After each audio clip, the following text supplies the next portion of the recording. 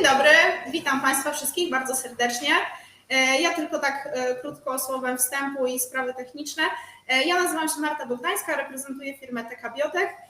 Jesteśmy polskim dystrybutorem firmy PacBio. Jeszcze raz bardzo Państwa wszystkich serdecznie witam, tych wszystkich, którzy są z nami online i tych z Państwa, którzy się zdecydowali na udział osobisty. Bardzo nam miło. Tak jak mówię, zaraz oddam głos Pani Małgosi, ona wszystko opowie, jak nasz dzień dzisiaj będzie wyglądać. Natomiast tylko z kwestii technicznych, po każdej sesji wykładów będzie można zadać pytania do konkretnych prelegentów lub do naszego specjalisty z PacBio, pana Saada. Więc bardzo też proszę o to, żeby pytania w miarę możliwości były w języku angielskim, żeby pan Saad mógł wszystko też zrozumieć i on również będzie w języku angielskim odpowiadać. Osoby, które są na sali, oczywiście będą mogły zadać pytania bezpośrednio, natomiast prośba do osób, które są online, pytania można zadać po prawej stronie. Mają Państwo czat, na dole jest okienko, można wpisać te pytania. Można je zadać w dowolnym momencie, ale my po prostu po każdym wykładzie będziemy je wyświetlać. One się będą też tutaj pojawiać na ekranie, tak żeby wszyscy je widzieli, więc też moja prośba w miarę możliwości, żeby zadawać te pytania w języku angielskim. Także jeszcze raz wszystkich Państwa witam i mam nadzieję, że spędzimy owocny, pełen nowej dawki wiedzy dzień. I zapraszam. Dzień dobry, ja również witam, nazywam się Małgorzata Maszynkowska-Swojak. Jestem pracownikiem pracowni genomiki tutaj naszego instytutu i w imieniu instytutu witam Państwa serdecznie. Dziękuję PacBio, że padli na pomysł takiego spotkania, że wybrali nas jako współorganizatorów, możemy się tutaj spotkać. Przypuszczam, że duży udział w tym miał fakt, że jako pierwsi w Polsce i chwilowo jedyni posiadamy aparat technologii długich odczytów PacBio, Sequel 2i, który nabyliśmy w 2022 roku i od tego czasu tutaj nam służy. Także korzystamy i część z wyników zaprezentowanych dzisiaj była właśnie uzyskana dzięki temu, że tę maszynę zakupiliśmy. Pani Marta powiedziała tutaj już o kwestiach technicznych dotyczących prezentacji. Ja tu chciałam jeszcze pokazać agendę. Otóż zaczniemy od prezentacji specjalisty z PacBio, także będzie to duża dawka informacji dla wszystkich. Następnie będziemy omawiać, koleżanka tu omówi projekt, w ramach którego nabyliśmy ten aparat i w jaki sposób go wykorzystywaliśmy. A po przerwie kawowej przejdziemy już do takich bardziej stricte naukowych prezentacji, prezentujących wyniki badań uzyskane właśnie za pomocą technologii długich odczytów. Chciałam zwrócić uwagę na jedną zmianę w agendzie. Otóż z przyczyn niezależnych od prelegenta niestety ostatnia prezentacja zaplanowana doktora Stolarka się nie odbędzie, natomiast w to miejsce odbędzie się taka sesja Q&A, będzie można zadawać pytania do Bastiana, który jest bioinformatykiem, specjalistą od analizy danych i będzie mógł odpowiedzieć na pytania. Także jeśli macie Państwo jakieś takie bardziej techniczne pytania, szczególnie jeżeli chodzi o dotyczące analizy danych, to sugeruję je sobie zostawić właśnie na tę sesję i zadawać te pytania. Ponieważ mikrofon znajduje się tutaj, bardzo bym zachęcała, żeby z pytaniami podchodzić bliżej do pierwszych rzędów, szczególnie kieruję te słowa do osób siedzących bardziej z tyłu, żeby po prostu dobrze było słuchać. Tak, ale to tylko w czasie tej sesji bioinformatycznej, bo bioinformatyk będzie po prostu online, więc żeby słyszał tutaj. A tak, to myślę, że tutaj nam warunki, które mamy, wystarczą. Także myślę, że tyle, jeżeli chodzi o kwestie organizacyjne. Także myślę, że możemy zaprosić specjalistę marki PacBio, Sada, do prezentacji. So Sad, the floor is yours, please. Okay, thank you. So it's on here. Yeah. Yes. Just a second.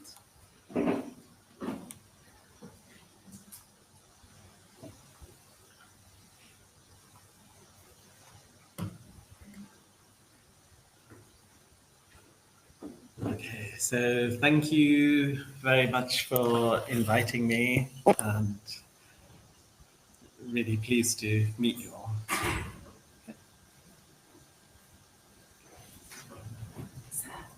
Yeah. Okay. Yeah. So the title of the talk is PacBio Hi-Fi Sequencing, Long Reads and Greater Possibilities. And it's really an honor to be serving you all. All of you are making a big difference with the sequencing technologies. And really the main mission is to, the promise to improve genomics to better human health. And that is really something very, a very honorable thing to have. And with human health, there are inherited diseases, carrier screening, family studies, understanding our ancestry, of course, also very serious conditions such as cancer, somatic mutations, agriculture, and also understanding the biodiversity. So there's so many possibilities out there with the sequencing technology. And there have been enormous improvements over the last decade. Back in 2011, the RS1 was launched, and that really was, very disruptive for the time with the long read sequencing. And since 2020, the Sequel IIe also enabled us to have hi-fi sequencing with a median accuracy of 99.9%. So not only long reads, but really the most accurate long read sequencing possible. And that has now also been developed further with the introduction of the Revio system as well, where we have even up to 100 million ZMWs, the zero mode waveguides. And these tiny ZMWs, that's where the DNA molecule is anchored with a polymerase, and that's where the single molecule sequencing will take place. And there are a number of passes around the template DNA that would wash out any errors and provide us with the hi-fi reads. And with the high accuracy, with the single molecule sequencing, we have long reads up to 25 kb, very high accuracy as up to 99.9 median accuracy. We have a very uniform coverage. All of the genome will be equivalently represented. We'd be sequencing the native molecule. There wouldn't be any biases introduced. And the sequencing also provides us with epigenetic information as well. Bisulfite conversion or a separate assay is not required. The same sequencing will enable us to interpret the methylation status as well. Okay, and the Sequel IIe that was launched now since 2020, there have been many firsts. A really high impact paper in Science, the first telomere to telomere assembly, which really almost got rid of all the different gaps that there were since the launch of the Human Genome Project. It also enabled the first directly phased methylomes as well, and also cataloging the different isoforms. That is also possible. So all of these firsts were there on the Sequel IIe with the hi-fi sequencing. So there have been some enormous strides. And that year, just when the Revio was being launched, that also coincided with long read sequencing being mentioned as method of the year by Nature as well. So, it's opened up just so many different opportunities. And the diversity of the samples that can be used is really quite wide as well. So that could be cells, whole blood, bacterial samples, tissues, plants, and even really going down to small insects, small eukaryotes as well. So there are protocols available for all of these different sample types. And I think a really, big landmark study has been from the Sanger Center as well, where Darwin's Tree of Life, studying the diversity of lots of species. I think it's up to more than 60,000 species that have being investigated, where the PacBio sequencing technology actually has the main key role for this project. And there is, of course, a very rigorous workflow involved. It involves lots of quality checks. In addition to the hi-fi genomic sequencing, there's also transcriptome sequencing as well, and Hi-C is also used to narrow the scaffold and have complete chromosome assemblies by looking at the chromatin interactions. So this is really quite a big project, where it really shows the potential of this technology for, lots of really, big studies. So I mentioned the telomere to telomere genome project, but in addition to that, after that, there are still underrepresented genomes, and there's also been different samples that have been looked at, and then even focused in on different populations such as the Chinese. And just a few months back, it was also announced there was the Arab genome as well, which is also very ethnically diverse. So it really does add to all the different variants that can be seen, and it adds to something like 180 million base pairs in addition to what was there in the reference genome. So all of these unique populations do really need the pan-genomes and need their own reference genomes as well. And that is now possible with hi-fi sequencing. And a very highly regarded study that's also ongoing in the United States, which has looked at hi-fi sequencing and looked at the accuracy there in their sample sets, and they actually found that hi-fi achieved the best F-scores, the best quality, and the best accuracy when it was compared to other long-read technologies. And also for structural variants, it really did supersede and compare very favorably to short read sequencing, which to have those structural variants wouldn't be possible. In addition, there are at least 386 challenging, medically very relevant genes known as the dark genes, which are regions which are difficult to map. There could be other pseudogenes and other repetitive regions as well, which really need the long read sequencing. So it really does have a huge potential. Now, structural variants alter more nucleotides per genome. Just if we were to look variants by count in different populations, such as Europe, the Americas, Africa, which is genomically very diverse, sub-Saharan Africa is very genetically diverse, then of course, variants by count, it is SNPs that account for a huge proportion of, just by count.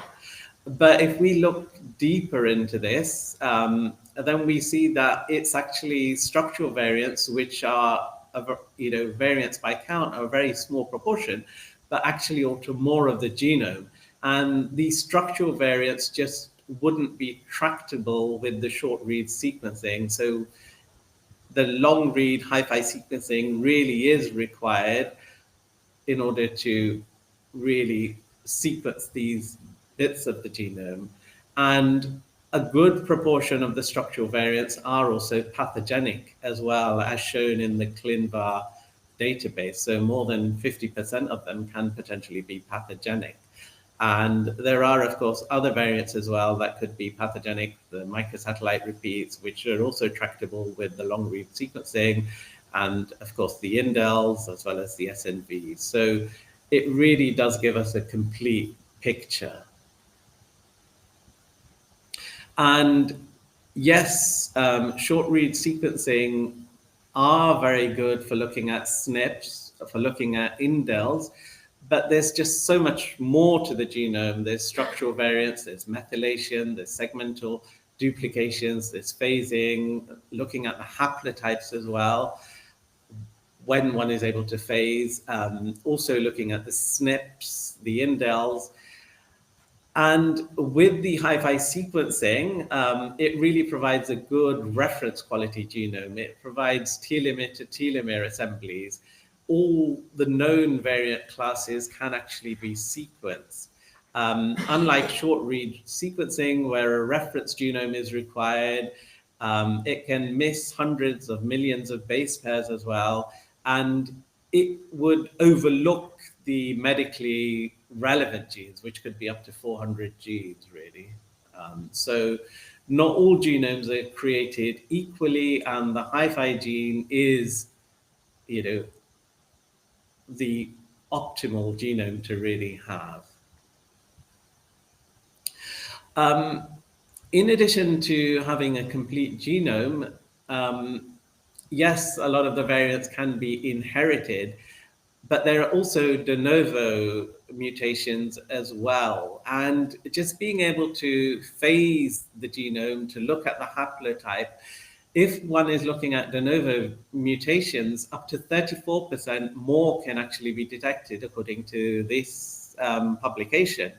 And that is not just because the long reads are sequencing into regions that are not easy to map, but it's also because with being able to look at the variants at the chromosome level, to look at it at a haplotype level, one can actually see the de novo mutation on an actual haplotype itself. So it's much easier to distinguish between noise and a real variant when one has that haplotype information, and one can distinguish between the true positives and the false positives.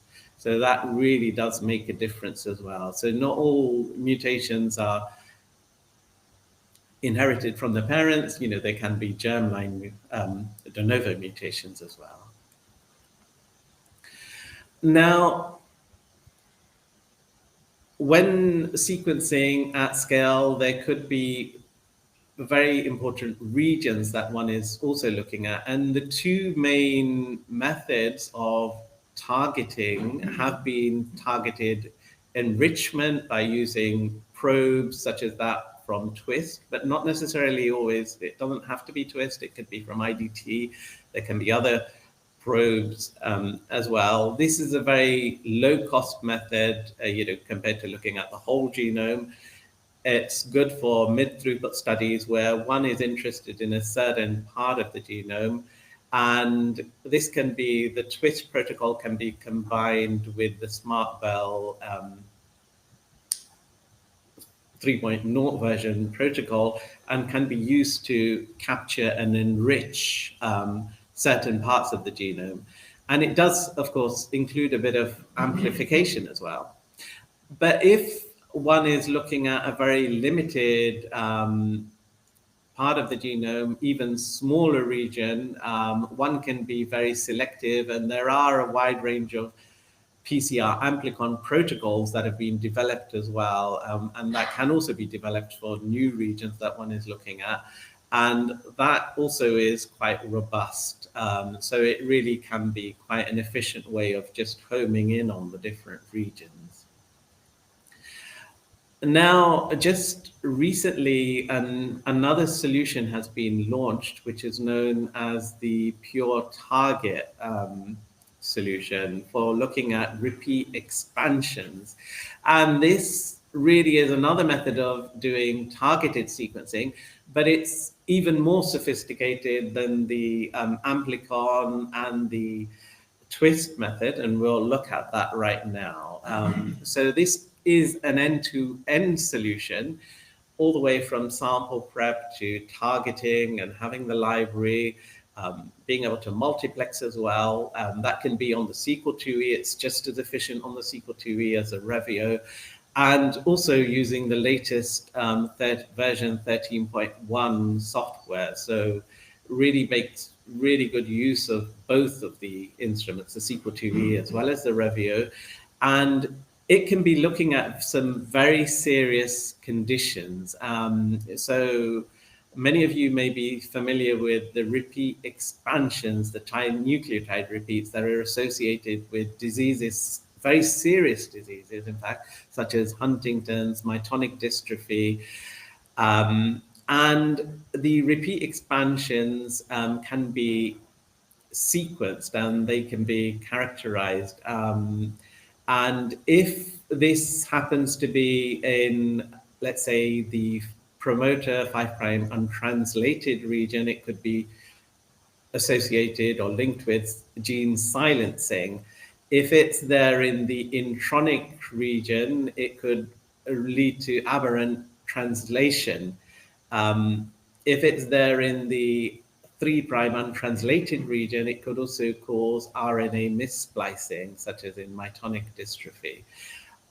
If it's there in the exon region itself, the trinucleotide repeats, then it can also cause protein misfolding and aggregation. So it's really enabling us to maximize the use of the instruments with this really good solution. And the 20 targets that are relevant are shown here, that the expansion repeats can be investigated in, just some of the genes, and some really serious conditions that have been listed here as well, such as spinocerebellar ataxia, Friedreich's ataxia, canvas disease, Fragile X, and as mentioned, Huntington's and myotonic and dystrophy, and a number of other diseases. Many of them are quite rare, but they're very, very serious. And it's really important to be able to have that and to have, be able to track the mutations and the repeat expansions as well. Now, this technology, if the allele is expanded to something like, even up to 3,000, approximately 3,000 times, an expanded allele of 8,850 base pairs, such as in the DMPK, then this, with the targeted approach, it can really be characterized, and it can tell us something about the pathogenicity, the disease severity, just by looking at the CAG expansion, as well as being able to predict the age of onset as well. So it really is very informative. And now it also enables us to look at the different motifs as well. So for example, the AGG interruption can be found in the 2 interruptions are found in the longer sized allele, and one of the interruptions is also found in the shorter allele there as shown, and it can really be accurately resolved. So it really does make a big difference in the characterization. And then also the different motifs can be looked at single base resolution of the repeat sequence as well. So in orange here, we have the repeat motif that is actually potentially pathogenic in the RFC1 repeat gene. So that can be really resolved quite accurately. Now, this method is quite different to some of the other targeted methods. So when we looked at the enrichment and the amplification, we're not necessarily retaining the methylation information, which is a huge advantage of single molecule sequencing. But by using this method, by using the CRISPR-Cas9 and having no amplification in there, it's possible to also see the methylation as well, as shown here. So on the longer sized allele, it's also methylated as well. So that can be, that's tractable now with this solution. and a separate assay is not required. This is actionable information. It really makes a big difference for the patients, you know, to know who has what. And also, this is an active research interest for other targets as well. So not necessarily just for these genes, there could be other research areas, other genes that can be investigated by using similar approaches. Okay, so we've looked at a lot of new solutions that have been introduced for human genomics, but there's also microbial genomics, and the long-read sequencing really does make a big difference here. In fact, the V4 region with short-read sequencing, if one was performing 16S sequencing, would just not be detectable. It would be missing with the short-read sequencing. And it's with the long-read sequencing that it's actually now tractable. And cost-wise as well, with some of the new solutions that we have, it's actually comparable in cost. So there's no reason why one should be doing short-read sequencing when looking at the 16S in microbial samples. And this would correlate really quite well with the shotgun sequencing. Of course, shotgun sequencing would be much more functionally important. We'd get annotation information as well. So it still has its place. And then, of course, metagenome assembly as well. What is possible with long-read sequencing just wouldn't be possible to that extent, to have the complete high-quality metagenome assembled genomes. With the long-read sequencing just wouldn't be possible with the short-read sequencing. And then, of course, microbial whole genome sequencing as well. So no polishing is required either. So just looking at short versus long for metagenome assembly, if we were to look at short-read sequencing and we were having them assembled and then looking at the contigs, there would still be gaps even after binning, even after the QC. Yes, there would be draft quality metagenome assembled genomes available, but there would be a large number of gaps. But if we were to compare that with hi-fi metagenomics, it really does, that whole read can be as long as some of the metagenomes itself. So there's hardly any gaps. So yes, one would go through the same sort of process, but one would end up with so much better resolution and so much more information. It's really far more complete. There are always new algorithms and protocols for the analysis that are being developed, and that's not my expertise, but the authors here have actually shown that when performing PacBio hi-fi sequencing and using the algorithm, they had actually made an improvement on some of the other previous analytical methods that were being used. And with PacBio hi-fi sequencing, looking at different metagenome samples from the human gut or the digester sample or the sheep gut, their analytical method would give far more complete metagenome assembled genomes, much better quality. But when they were then comparing that to the raw sequencing from ONT, they were not able to do that unless the errors were removed by polishing, whereas with the PacBio hi-fi sequencing, it was a much more efficient method, and polishing is not required, and their algorithm, their analytical method would work really well with this. So that's what the authors have shown, and they've published in a very highly regarded Nature Biotechnology publication as well.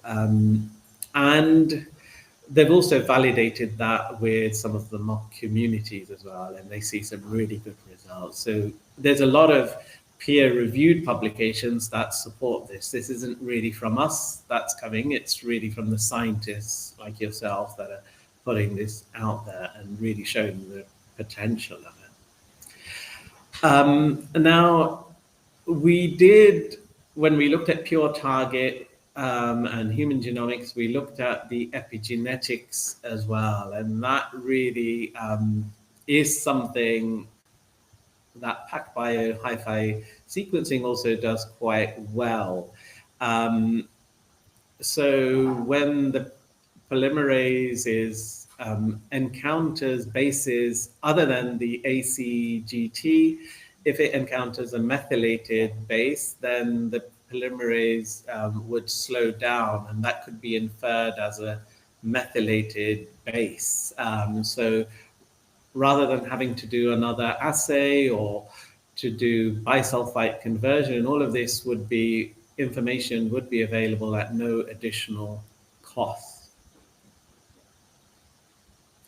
And there are a lot of serious conditions as well that can be investigated with this. So not only is it the methylation information, but also the ability to look at phasing, which is to see what alleles are on what chromosome and how, which alleles have been inherited from which parent. And we can see that this bit here on this haplotype, this has been inherited from the father in the offspring in the son, whereas this haplotype has been inherited from the mother. So it really provides that information. And also certain haplotypes may be linked to hypermethylation, as can be seen here. The paternally inherited haplotype is that haplotype is associated with hypermethylation. So it really can be very informative. And in serious conditions such as myotonic dystrophy, which is due to a repeat expansion, hypermethylation was also identified in some of the patients, and that can really be, again, very informative. And at the Children's Mercy Hospital, they have published their results as well. So there's a huge potential there by having this epigenetic information. It's not just with inherited conditions, even at the somatic level, we can see here that the tumor sample has a deletion, a 12 kb deletion, which is very visible here with the PacBio hi-fi sequencing in the integrated genomic viewer. And it's a 12 kb deletion, and in the upstream KLLN gene, there's also hypermethylation that's actually found upstream of the gene. Now, this is in the P53 pathway, and the biology here is being investigated further. So it really does, enable us to ask lots of other questions, not just for inherited diseases, but also for tumors as well and somatic mutations. And it really does shed new light on lots of new conditions. Okay. Now, genome sequencing, targeted sequencing, yes, there's lots of new solutions recently. And another really good solution that's come up that really does now open new possibilities to look at abundance and to look at the different isoforms as well, and really does make it cost effective now as well, and enables us, gives us a lot more reads than was possible with the traditional isosec method for long read sequencing, is a Kinect solution. So that is enables us to look at the different isoforms. So it's the isoforms that are the drivers of biology and disease. It's not the genes itself. And alternative splicing can make different isoforms by choosing different exon combinations, and a good proportion of the genes do have a number of different isoforms, and that just wouldn't have been tractable with the short read sequencing.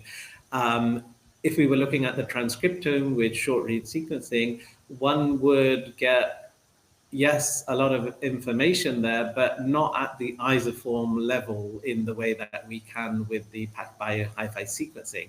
So we can really look at alternative splicing, and the different isoforms are associated with different proteins. And this example here as well in the BCL gene, it shows that one isoform is actually protective, it's pro-apoptotic, whereas this, the other isoform can actually be overexpressed in cancer and it loses its apoptotic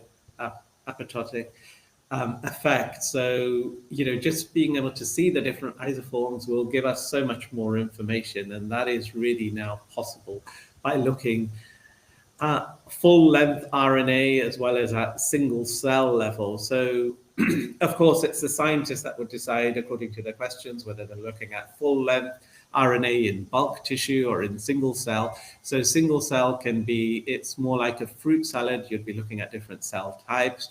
And with the full length RNA sequencing, you'd be looking at the average as well.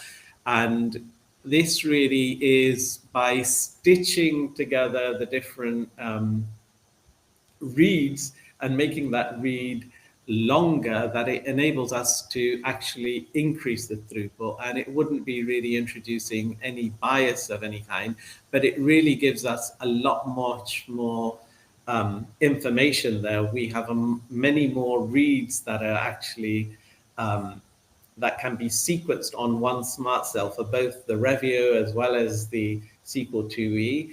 And it really does give us information, not just of the different isoforms, but also very rare isoforms that can be detected either in the full RNA or in the single cell level. It can be common up to, let's say if looking at 40 million reads per 25 million smart cell, then you could be even looking at 10 million reads and getting 80% of the most common transcripts, the different isoforms as well that could be detected. So it really is a very efficient method. And that can also be used at a single cell level, of course, with more reads to look at so many more cells and really giving us, really scaling up. And that's now possible with the 10x 5' kit as well as the 3' kit as well. And the samples can be multiplexed or not multiplexed, depending on the questions being asked, depending on the depth of sequencing required, and also depending on the instrument that's being used as well. So, yes, the Sequel IIe, there have been many firsts, and it's had an enormous impact on so many different aspects of sequencing, from assembly, this is really groundbreaking thing, scientific discoveries, telomere to telomere project, the different pan-genomes that are being looked at, targeted sequencing, RNA sequencing, epigenetics, variant detection. And it's now possible to go one stage up, to look at it on the Revio system as well, where one can be sequencing more at scale, much more efficiently, reducing the cost even further. Yes, there are applications such as targeted sequencing that are just as good on the Sequel IIe, but if one wants to reduce the cost, to scale up further, to sequence much more efficiently, then this really opens up new opportunities. It has 4 different stages. There's 25 million ZMWs as opposed to 8 million ZMWs, the tiny wells that are there on that smart cell. It's the ease of use as well. Nitrogen is not required with the Revio. It has a capped flow cell, so and the reagents are all consolidated further, so there's a smaller number of actual cartridges that are used, and it has an improved loading, and it really does give a lot more information. You have a lot more flexibility. One could be using the different smart cells at different times or all at once. So it really does, provide new opportunities. And this is just a glance at, what's available now. We could be sequencing, in 24 hours, less or more, depending on the size, the read length that's being looked at. 360 gigabases can be looked at. There could be one genome at 30x or even at 20x. You could have more genomes per smart cell. And again, the quality is comparable to the Sequel IIe. So it's really being able to scale up for different applications such as whole genome sequencing, looking at a lot more human genomes at scale, at production scale. This really has, opened up the new opportunities. So there's been just so much out there. There've been new instruments that we've looked at, new solutions as well that are still, possible on both the instruments that are currently available. There's so much out there that you can do, and really new questions that can be asked, and that's where all of you come in. So thank you very much. Thanks a lot.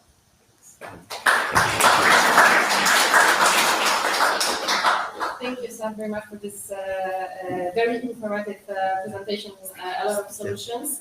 Teraz jest czas na pytania, które można zadać. Now you can ask the questions that raised during the presentation, or you already have Yes, I have some questions, if I could, regarding methylation and this kinase solution, because I was asking in fact about like 2 years ago from last summer conference, because you are right now doing the methylation, and I was curious if you will develop algorithms for hydroxy methylation, because in theory you should be able to recall. And the question, the answer that I got like some time ago was that you didn't have time or resources to do it. Sure. Still the case, or something has changed? Okay, so that is a very good question, and I think it may also be something to do with the analysis as well. We have my colleague Baz, who's going to be coming online very soon for the question and answers, and we can ask him as well. He'll have more of that, but that's a great question, and I think that's something that should be looked at. Okay. So another short question is about this kinase, because some time ago you had some different solution for this isoform sequencing. I don't remember the name of the key, and I was just looking, how you can connect it with this NGS solution. And my doubt was at the time that, my understanding was that you could just profile as a mean like a few thousand genes for isoforms per cell, if you connect it with NGS. And I was wondering if you have some new statistics on that, like how many, as a mean or median genes and or isoforms you can profile per cell if you put this NGS solution with this kinase. That is a very good question. I'll just, top of my head, I can't remember. I'm just going to quickly look in. So the isoform, the isosec solution beforehand was not sequencing to that same depth. With the kinase, because we're concatenating and we're stitching the different reads together, we can actually increase the throughput. So we get much more of a sequencing depth. I'm interested if you improve this statistic, because they were not that impressive, but maybe that right now they Sure. So with the isosec method, it wasn't possible to, let's say, get 4 different samples at 10 million reads each. Now it's possible to let's say be sequencing up to 10 million reads at 4 different samples on the Revio. And with just the 10 million reads, it's possible to even get 80% of the the most common isoforms with that. So I don't have a hard and fast number with how many genes that would be, but at least 80% of the most common isoforms. And if one was, let's say, not multiplexing, it's possible to even go down to the rarer transcripts as well, depending on what tissues that is. And there are some publications that are actually now started to come through as well, and I'm more than happy to share that, and we could look at that further. Just following up on that, but this is poly A enrichment based or depletion based? So ribosome depletion is not required, unlike the short read sequencing, and there'd hardly be, they wouldn't, that wouldn't be necessary with the short read sequencing. There is a reason for that, which I can dig up as well. And it's possible to use the 10x 5' kit as well as the 3' kit. Okay. And originally there was the mass sec kit, so the single cell, solution, but it wasn't possible to multiplex it in the same way as this is. So this is now, giving the possibility of multiplexing, and the mass sec kit would have only been possible to then use the 5' 10x kit. Now it's possible to use the 3' kit as well. So that's another new, possibility. Yeah, thanks. Maybe we'll check Pytania widzimy na czacie. Yeah, from the chat. Czy coś jeszcze na sali? O, jeszcze mam jedno pytanie z sali, proszę.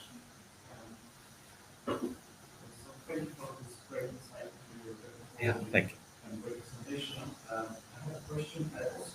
I always wonder, maybe it's a bit silly question that of no practical usage, but I wondered, would it be possible to directly sequence small circular DNA without this adaptation, this adapter's application? That's a very good question. So for the adapters on the library itself, you're saying?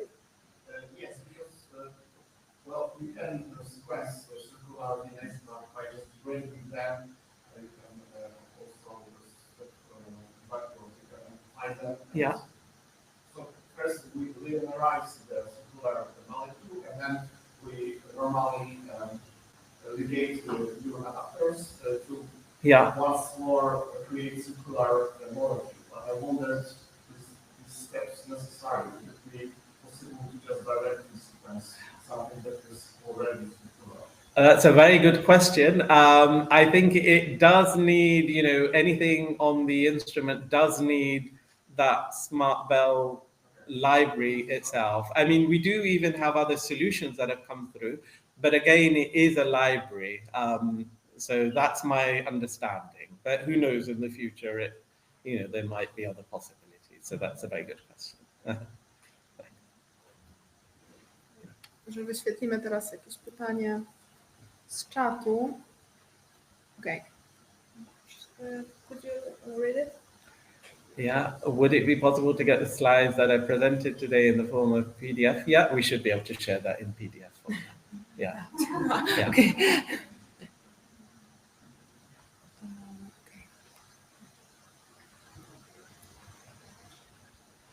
That's another very good question. Can they repeat? So that there could well be a lot of homology between other species, the mouse model.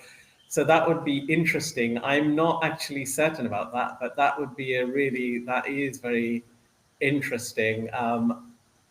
The CRISPR-Cas9 is targeting certain regions. How would that work on other mouse models? I'd have to look at that. I'd have to find out more, but that's a very good question. I'd come back to that. Thank you. I guess if there is sequence similarity, then it should in principle work, depending on how much homology there is. Czy są jeszcze jakieś pytania na sali?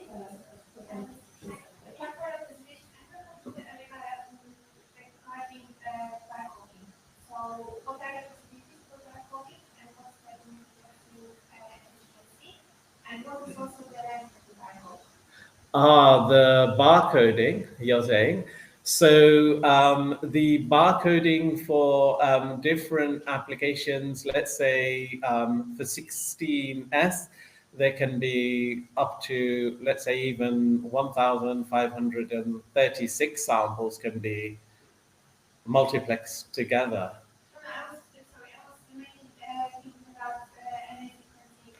Oh, okay. So I think it can go at least up to 4, if not even 12. But then, let's say if one was sequencing 5 million, one wanted 5 million reads per sample, and we had, let's say, 40 million reads. So you could be multiplexing up to 8, but then that would be looking at very, very, it might not give all the different isoforms. So that, it might be a case of, let's say, how common that isoform is as well. So one could then multiplex more and reduce the cost. Right, and what's your experience with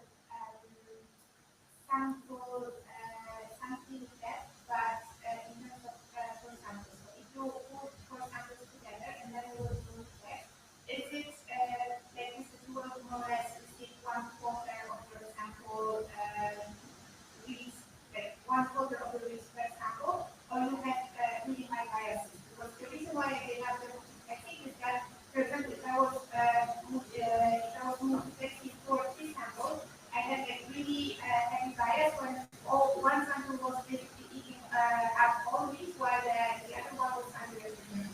That's a very important point. There can potentially, and there can be sample variation as well. So, depending on how those samples compare.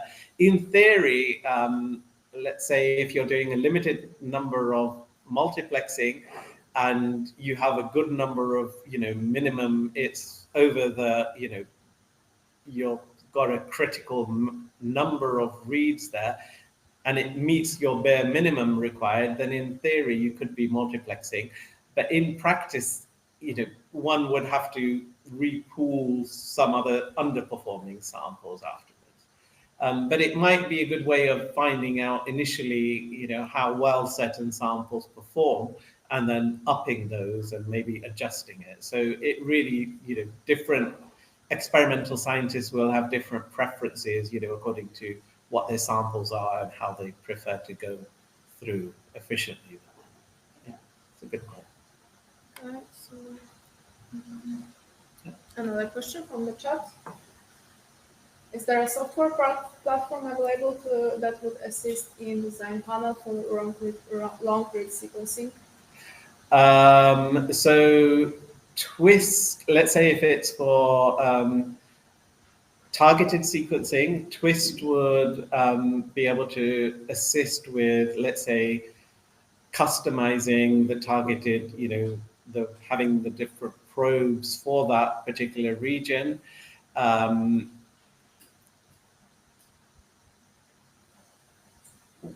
If it's amplicons, then I guess we do have protocols that are available already. We can also pass that through my colleague as well, who's in the software, who's going to be coming on later, and we can see what his thoughts are on that as well. Okay. And here's an interesting question. What are the disadvantages of long reads? That's a very good question. So yes, that is actually a very important point. So one shouldn't say that long read is for everything. There clearly is a need for short read sequencing in some circumstances. And that would also include FFPE samples. Yeah. And we do have a very good solution that I've not gone into here, which is the ONZO. And we have our own unique method, which is sequencing by binding. So when looking at sort of needle in the haystack like approaches, let's say in liquid biopsy, there could be actually just very, very short fragments there already. And there's no point in doing long read sequencing when the fragments themselves are very short. And it may be only a very small proportion of the actual DNA that's being sequenced that is actually includes the mutation and the variant allele, in which in which case, sequencing by binding, short read sequencing would be the ideal way to go. But that's something I've not gone into in detail here. I mean, I've not touched at all until this question has come up. But that is a very valid point. Yes, long read sequencing is not for everything. Okay.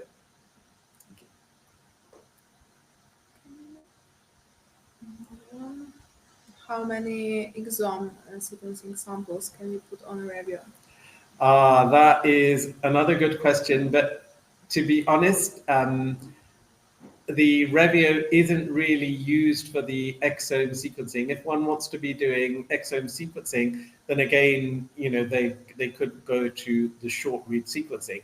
But the whole genome, sequencing, the targeted methods that are there on the hi-fi sequencing that can be used on the Revio or the Sequel2e is really a very efficient way, but it wouldn't be whole exome sequencing. Okay, so short, if one strictly wants to do whole exome sequencing, then maybe short read sequencing is the way to go. Okay.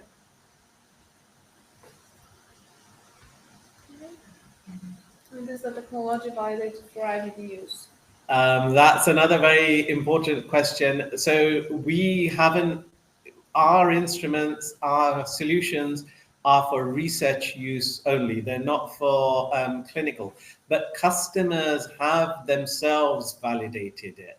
So for example, Biosentia are looking at neurodevelopmental disorders. They're based in Germany, and they've actually validated it themselves.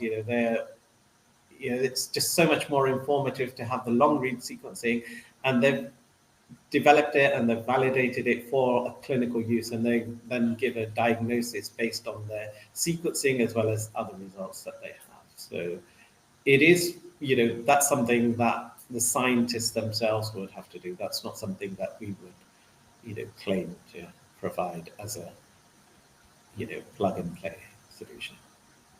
Yeah.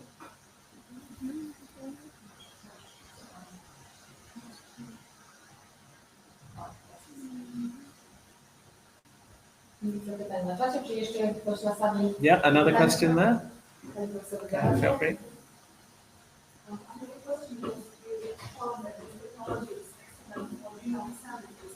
Yeah. When someone is interested in transcript analysis, it's not only transcript identification, but also transcript configuration.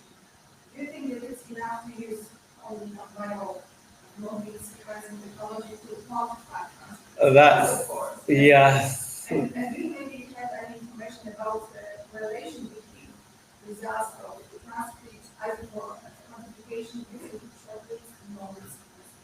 Okay, so that's a very good question. So definitely you could get information about abundance, and by default it's not strictly speaking quantitative, but it should be possible to make some sort of interpretations. There are ways of having internal samples and depending on what the application is, to make it more quantitative, but by, and that's something that customers can, the scientists themselves can develop, but that's not something, strictly speaking, we would, provide, for, it's not there on a plate, it would have to be developed and it can be made more quantitative. So there is the potential for that, to have more abundance. And definitely with the new Kinnick solution that's been launched recently, with so many, 40 million reads on a smart cell or so,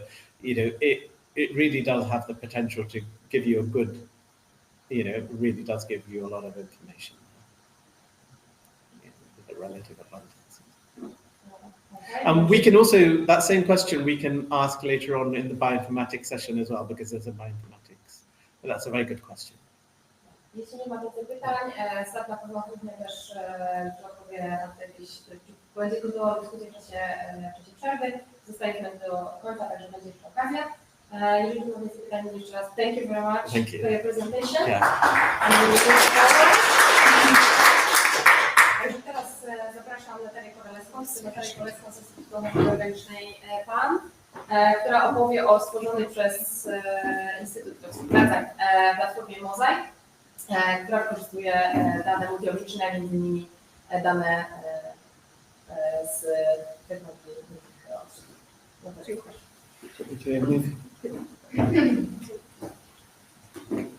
Good morning, everyone.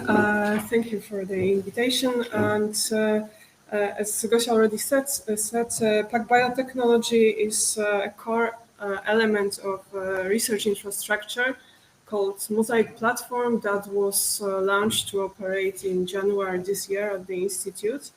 And in this presentation, I would like to give you a short overview of what this platform is and how it can aid your research by harnessing the potential of multiomic technologies and artificial intelligence. Why multiomics and artificial intelligence? I think we all agree that multiomic technologies allow us to look at the life at really unmatched level.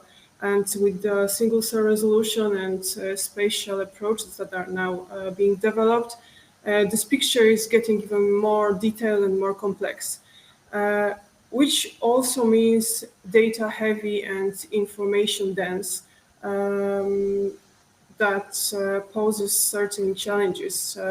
It's great, the level of information and data that we gather from these technologies is great for research, but it's not necessarily practical for medical reality, which is unfortunate because medicine, especially personalized therapies and personalized diagnostics, could really benefit from the depth of information that we can get from multiomic technologies.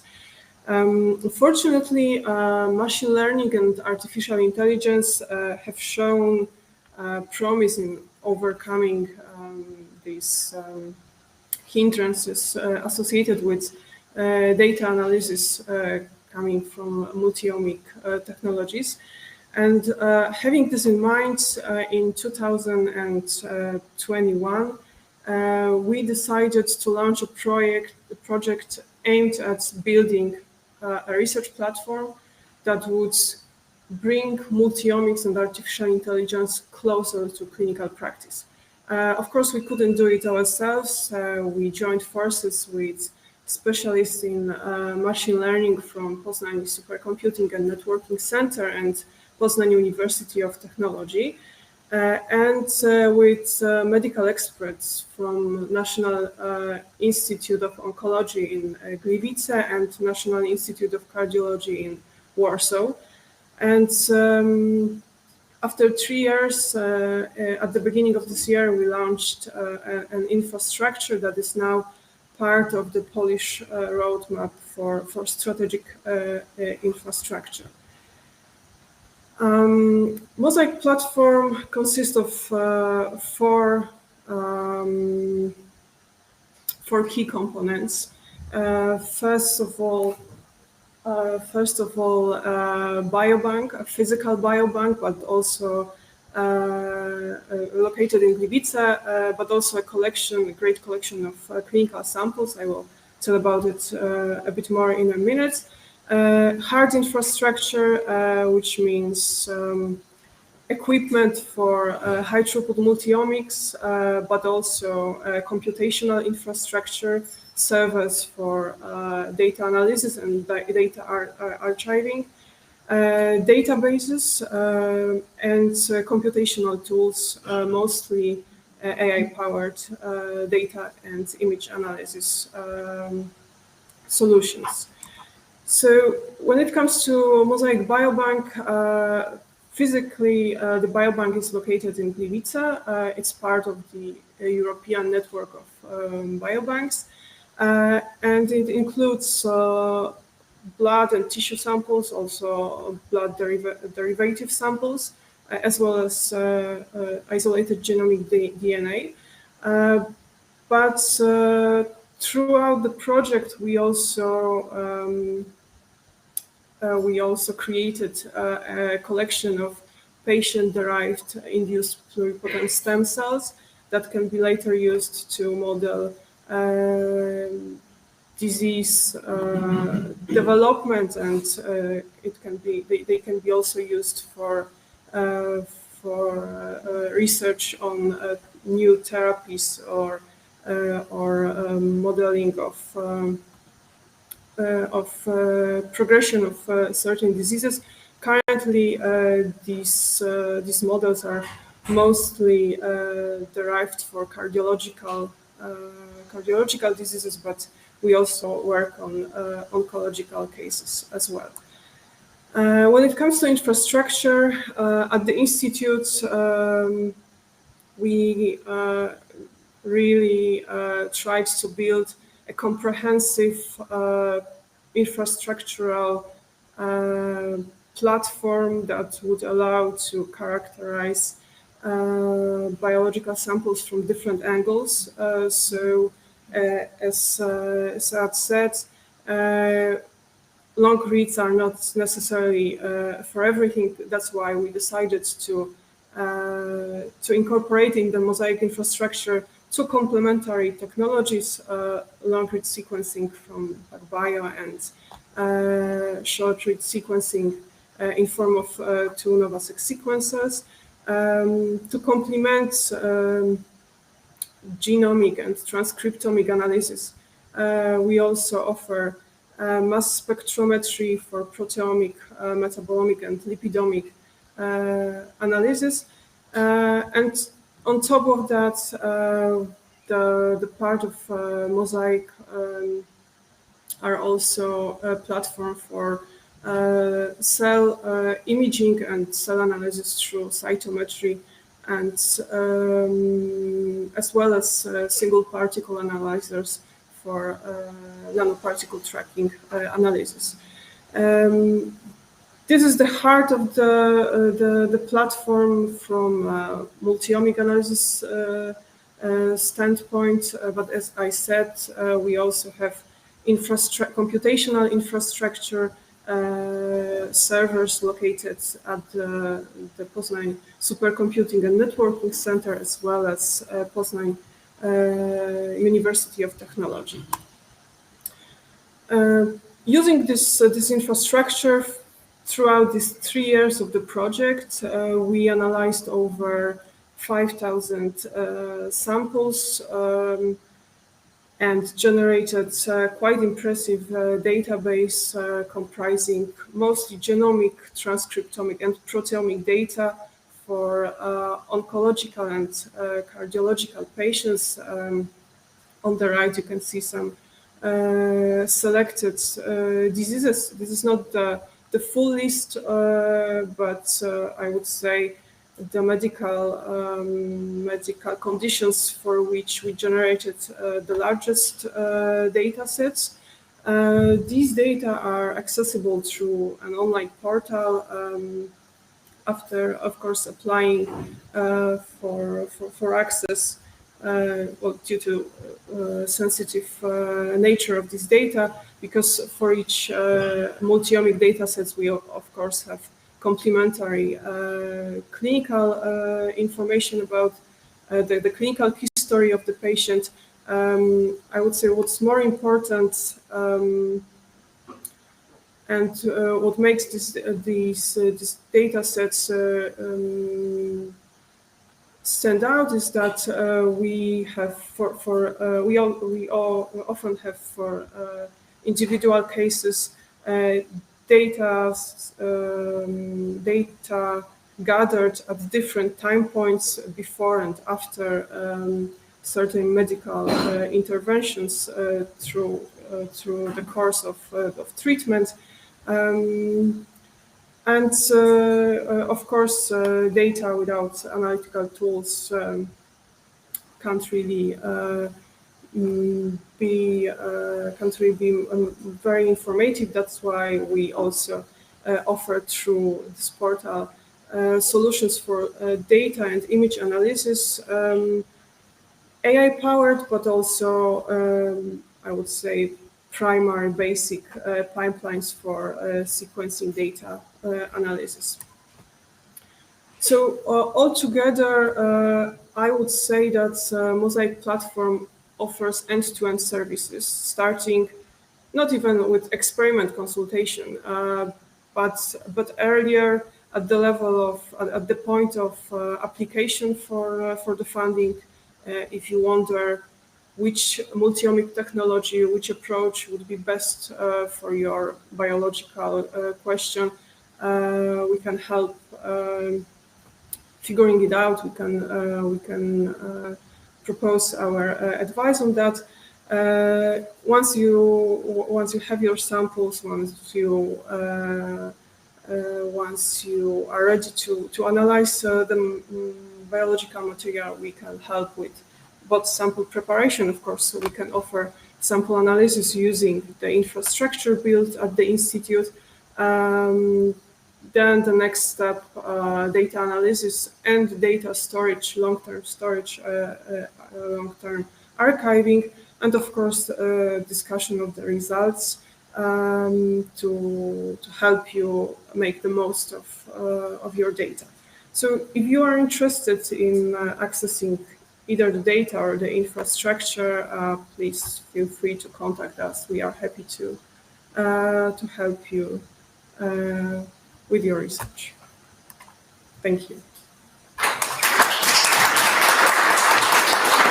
Dziękuję Natalio za bardzo ciekawą prezentację, która przybliżyła nam możliwości platformy.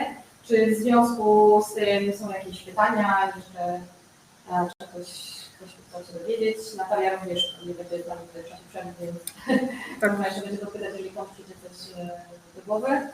Adres kontaktowy jest, adres mailowy podany, także rozumiem, że wszelkie te pytania i propozycje projektów, które chciałbym się z nami realizować, przesyłamy na ten adres, tak, dalej działać.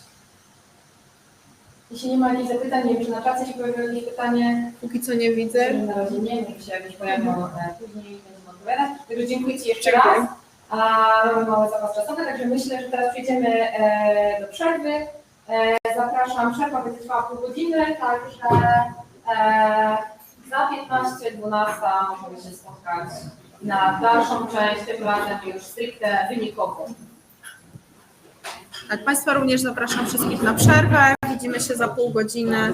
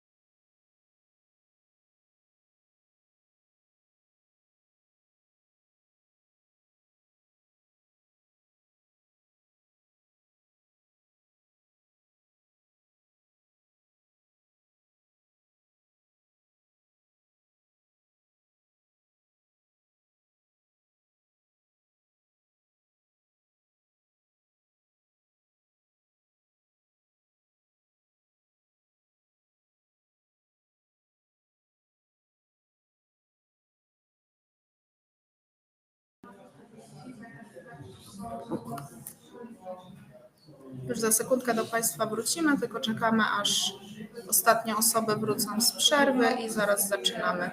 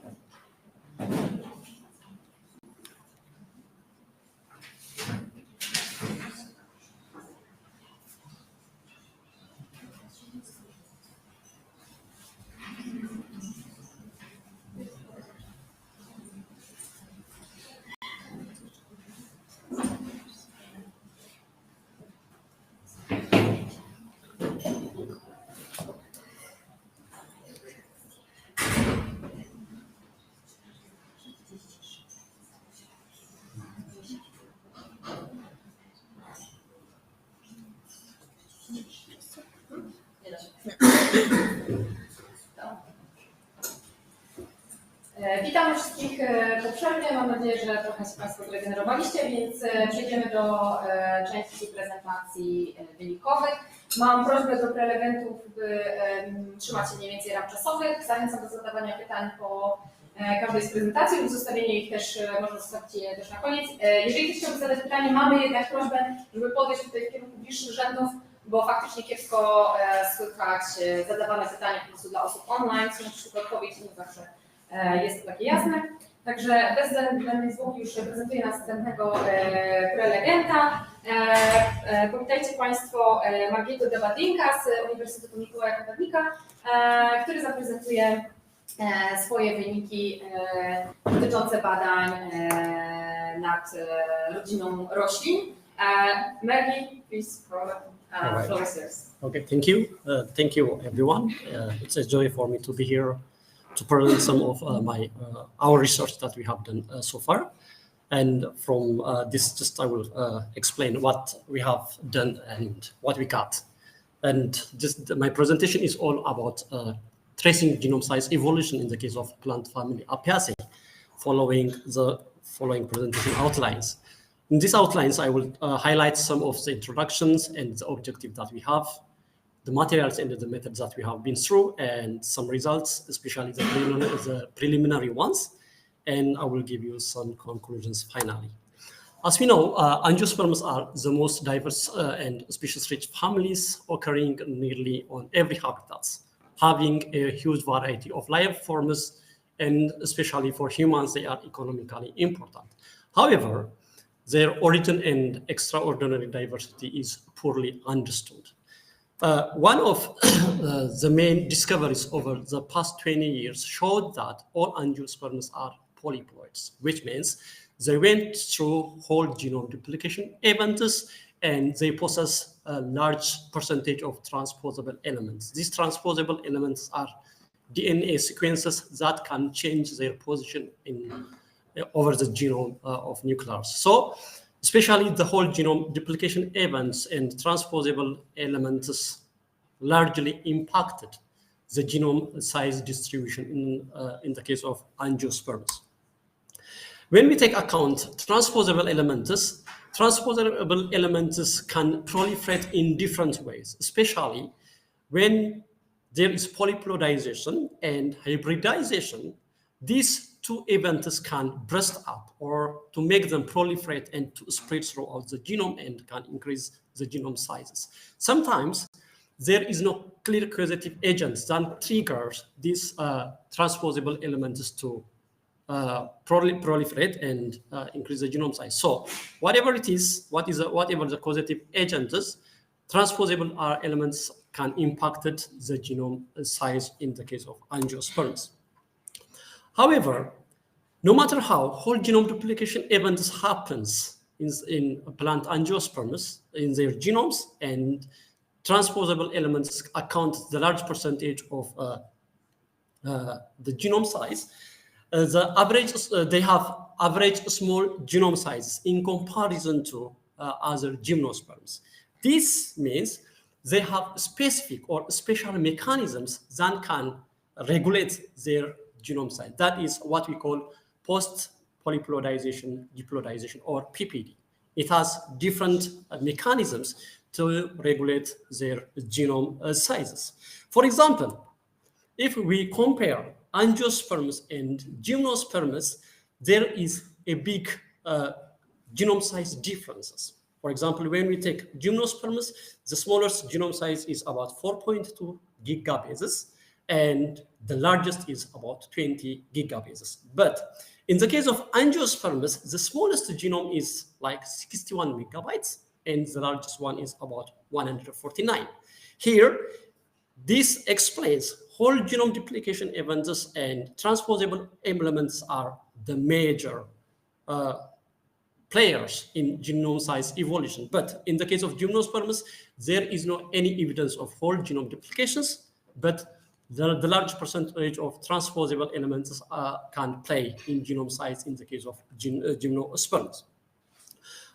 So in order to fully understand this mechanism, it is important to sequence, or it is important to have more genomes, especially on those economically important plants, such as the Apiaceae. When we take Apiaceae is a sister clade to Araliaceae, and it is one of the largest and the most known plant species. They are usable, especially they are used as a wild variety of crop plants. For example, when we take carrot, celery, coriander, and parsley, we use them in our day-to-day life. As well as this group also consists of poisonous and toxic substances like water hemlock, and furze parsley. Within this Apiaceae, even if they are widely utilized by human beings, recently we have almost a small number of genomes, like 4 to 6, especially for Heracleum, celery, and coriander. We have genome for Daucus, for Anthriscus, and for Ferula. For carrot we have, but for Ferula and Anthriscus we don't have.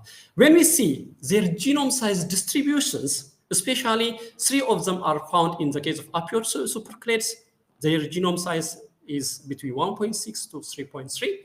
But the most interesting fact here is those closely related species, in the case of Scandiceae, has a huge variety of genome sizes that ranges between 0.4 in the case of carrot and about 3.6 in the case of Ferula communis. So in order to understand how this genome size evolution happens, especially within those closely related species, it is important to sequence and see what is going on in the case of genome sizes. Since we have a genome for Daucus carota, we have selected 2 species, that is Anthriscus and Ferula communis, to see their genome size evolutions, having the following objectives. Our main objectives is to assemble, annotate, and characterize the nuclear genomes of Ferula communis and Anthriscus sylvestris, and see the dynamics of gene duplications, gene expansions, transposable elements as contributors to genome size evolutions. So we have followed the following materials and methods part. We have isolated the DNA using 2 different kinds of mechanisms. For Ferula communis, we use DNA plant mini kits, QIAGEN kits, and for Anthriscus sylvestris, we have used QIAGEN genomic type 500G protocol to get what we wanted. So our data analysis framework looks like this. For Ferula communis, we have sequenced the total genomic DNA in 2 platforms, for Illumina using short reads and Minine Oxford Nanopore technology long reads. And since we have these 2 data, we have assembled the genomes in 3 different assembly methods, using short read assembly only, hybrid assembly, and long read assembly. Then we assess the genome quality. After that, the best quality based on genome assessment metrics are selected, annotated, and we subjected it to comparative genomics. The other is for Anthriscus sylvestris. We sequenced the genome of Anthriscus sylvestris in PacBio hi-fi reads Since PacBio Hi-Fi reads gives us longer sequences, we assembled it in long-read assembly. Then we assess its genome quality. We annotated it using like homology-based methods, and we subjected it to comparative genomics. To show you some of the results for Ferula communis from Illumina and Minion platforms, we have get about 245.2 gigabases. For Antriscus sylvestris from only one platform, we got about 201.1 gigabases. Here, I wanted to compare some of the long reads special matrices. For ONT rates, especially for Ferula communis, the N50 that we got is about 14.2 kilobases. But the mean quality of this basis is about 11.8. As you can see, as in the displayed image, even you can get about 50K, more than 50K reads, but their quality is very low. For Antriscus, from PacBio Hi-Fi reads, the N50 is about 10.6 KB, which is a bit lesser than that of Minion, but the mean quality is much more higher than that of the Minion data. That is about 29.6. But as you can see from the graph, we get almost to the border of 20K reads as a main advantage.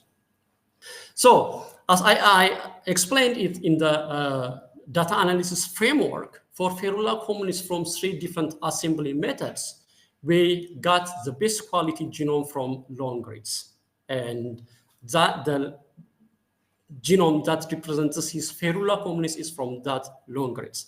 Here, I wanted to show you this important matrix. Even if their genomes are different, the reads that we have utilized can give us better results in the case of Hi-Fi reads from PacBio.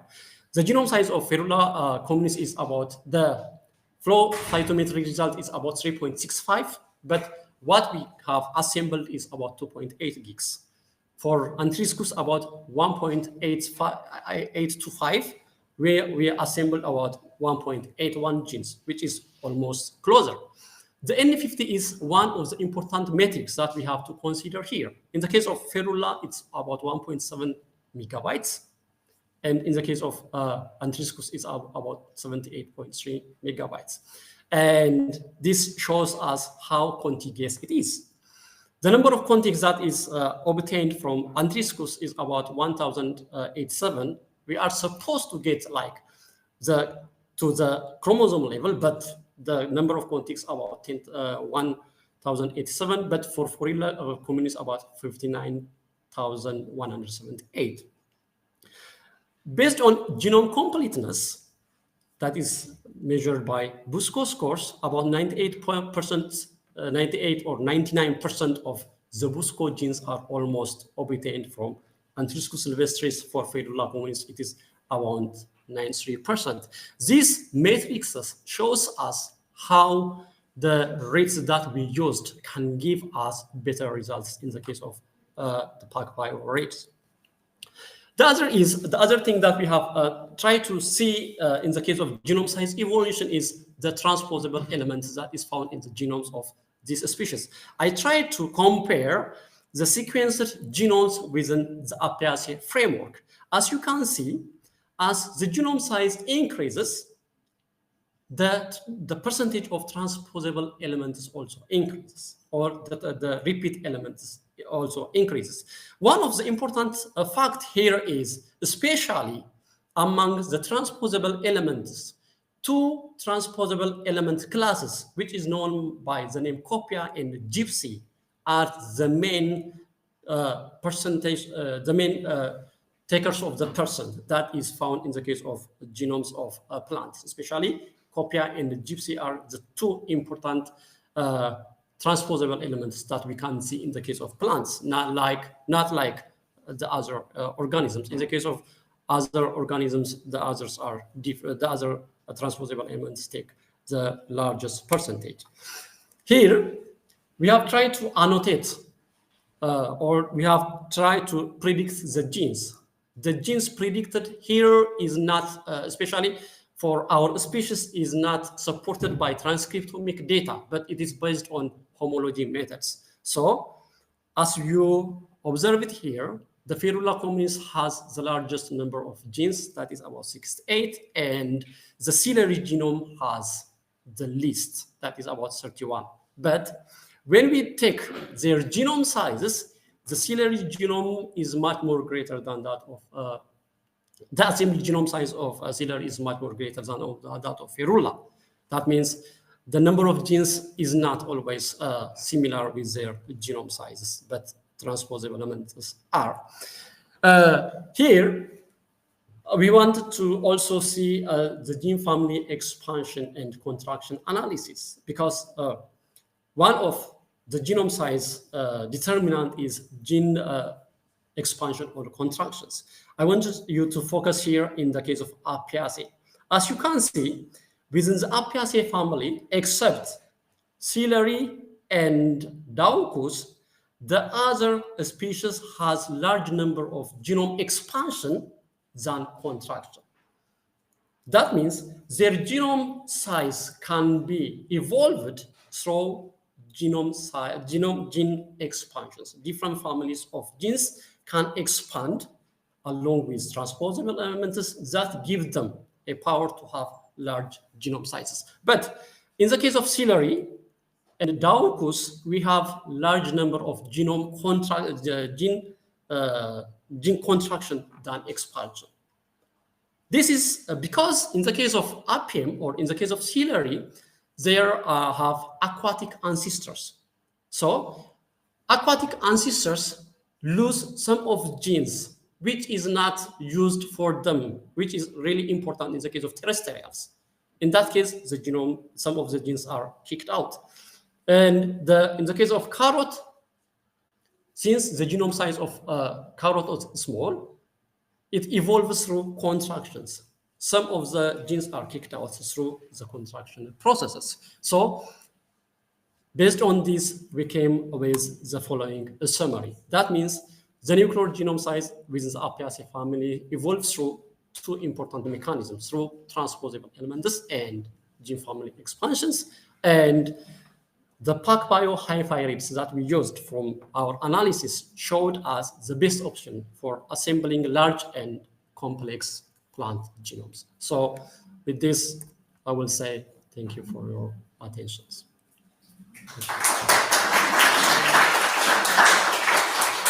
Thank you, Marty, for this presentation. So now is the time for the questions. Anyone interested in getting some answers from Marty, please raise hand. Okay. I have one question with this. Thank you for Can you please come here? Yeah. This is okay. Just one. I wanted to understand this plot where you showed like the expansion of this T's, because I didn't understand what are the percentages there, because what is the meaning of the percentage? Because it's not a percent of the genome, right? But no, the gene family, the number of gene families that is expanded. It is not the percentage. Yeah, but what 1% mean? I don't understand like what. Because there was no, let's say, what is 100%? Okay. In that case, what we did, especially, there are a lot of expanded genes that we get from the results. From those genes, we have selected the significantly expanded ones. Okay. So that means below 0.01 or something, the significant. That means within one gene family, there are a couple of genes. We couldn't account it to the numbers, but we represented it through numbers. For example, when we say about 68,318 genes are noted from these ones, about 28,000 of them are show expansions. Okay, so we think this. So in one of this 94% of those genes, there were expansions. Expansions, yeah. I understand. Okay. Thank you. Are there any other questions? Maybe I will have to do a very short one. You said that in your case, this PacBio hybrids were a best solution. Did you face any technical problems like working with this data or the protocols and we didn't, actually, frankly speaking, we didn't face any kinds of like technical data because like we have been assembling using different techniques, different assembly methods. In all those methods, we didn't face any. The data is purely perfect. Yes. Okay, there's no questions on the chat, or there's one. Can you read it? Okay. Since you use regularly NNC plant kits for nanopore, I understand that ranges must be limited by the extraction method. Would you agree that applying ultra-long reads for ONT sequencing could improve the quality of the assembly? Also, were the read coverage comparable for? Okay. To answer these questions, actually, using the same method, we have used ultra-long reads. From ultra-long reads, really we get the longest reads, but all those long reads didn't pass the base calling methods. That is one of the problems. When we even consult with support services, those algorithms or those softwares is not advanced to the plant genome level. They work for others, but not for plants. So here, the kits, I think, doesn't matter. Yeah, it doesn't matter. But the algorithm and the software is the important one.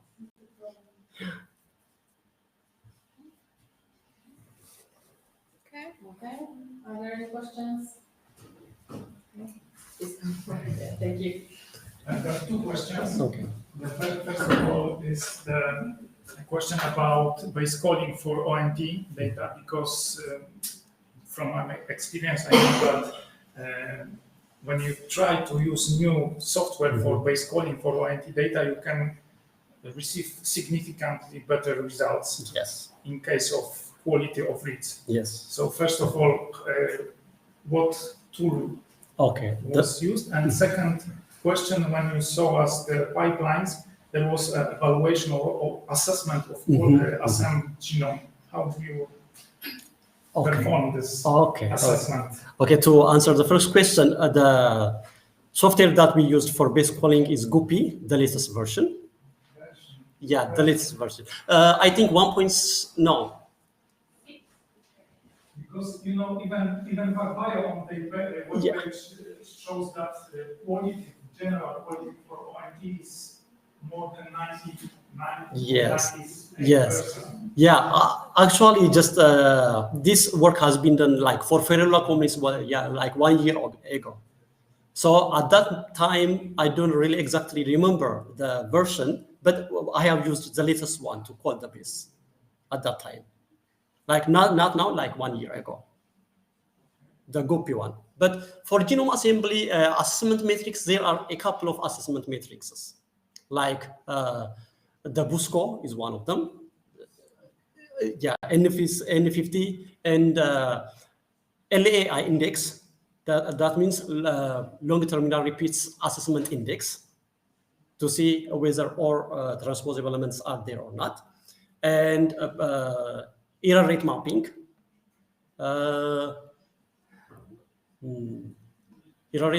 and long read and short read mapping to the genome, and almost about 7 different matrices we used. Based on that, we chose the best one. Ktoś jeszcze chciałby zadać pytanie? Jeśli nie ma nic na czacie, też coś widać, że nam się świeci, nie wiem, czy to jest to samo. Nie, to jest to samo po prostu. So Maggie, thank you again. Thank you. I przechodzimy do następnej prezentacji, którą wygłosi pan profesor Zabiera. Pani profesor, zapraszam z przodu. Pani profesor opowie o swoich badaniach związanych z sekwencjonowaniem transkryptomu w pełnej długości kręgowców. Oddaję głos.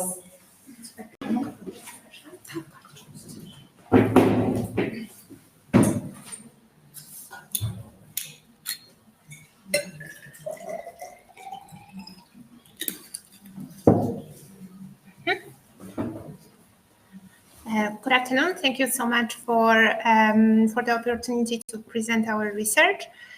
We are working with full-length read, actually transcript sequencing to annotate stuff. And it was initially human genome was assumed to be mainly composed of protein coding genes.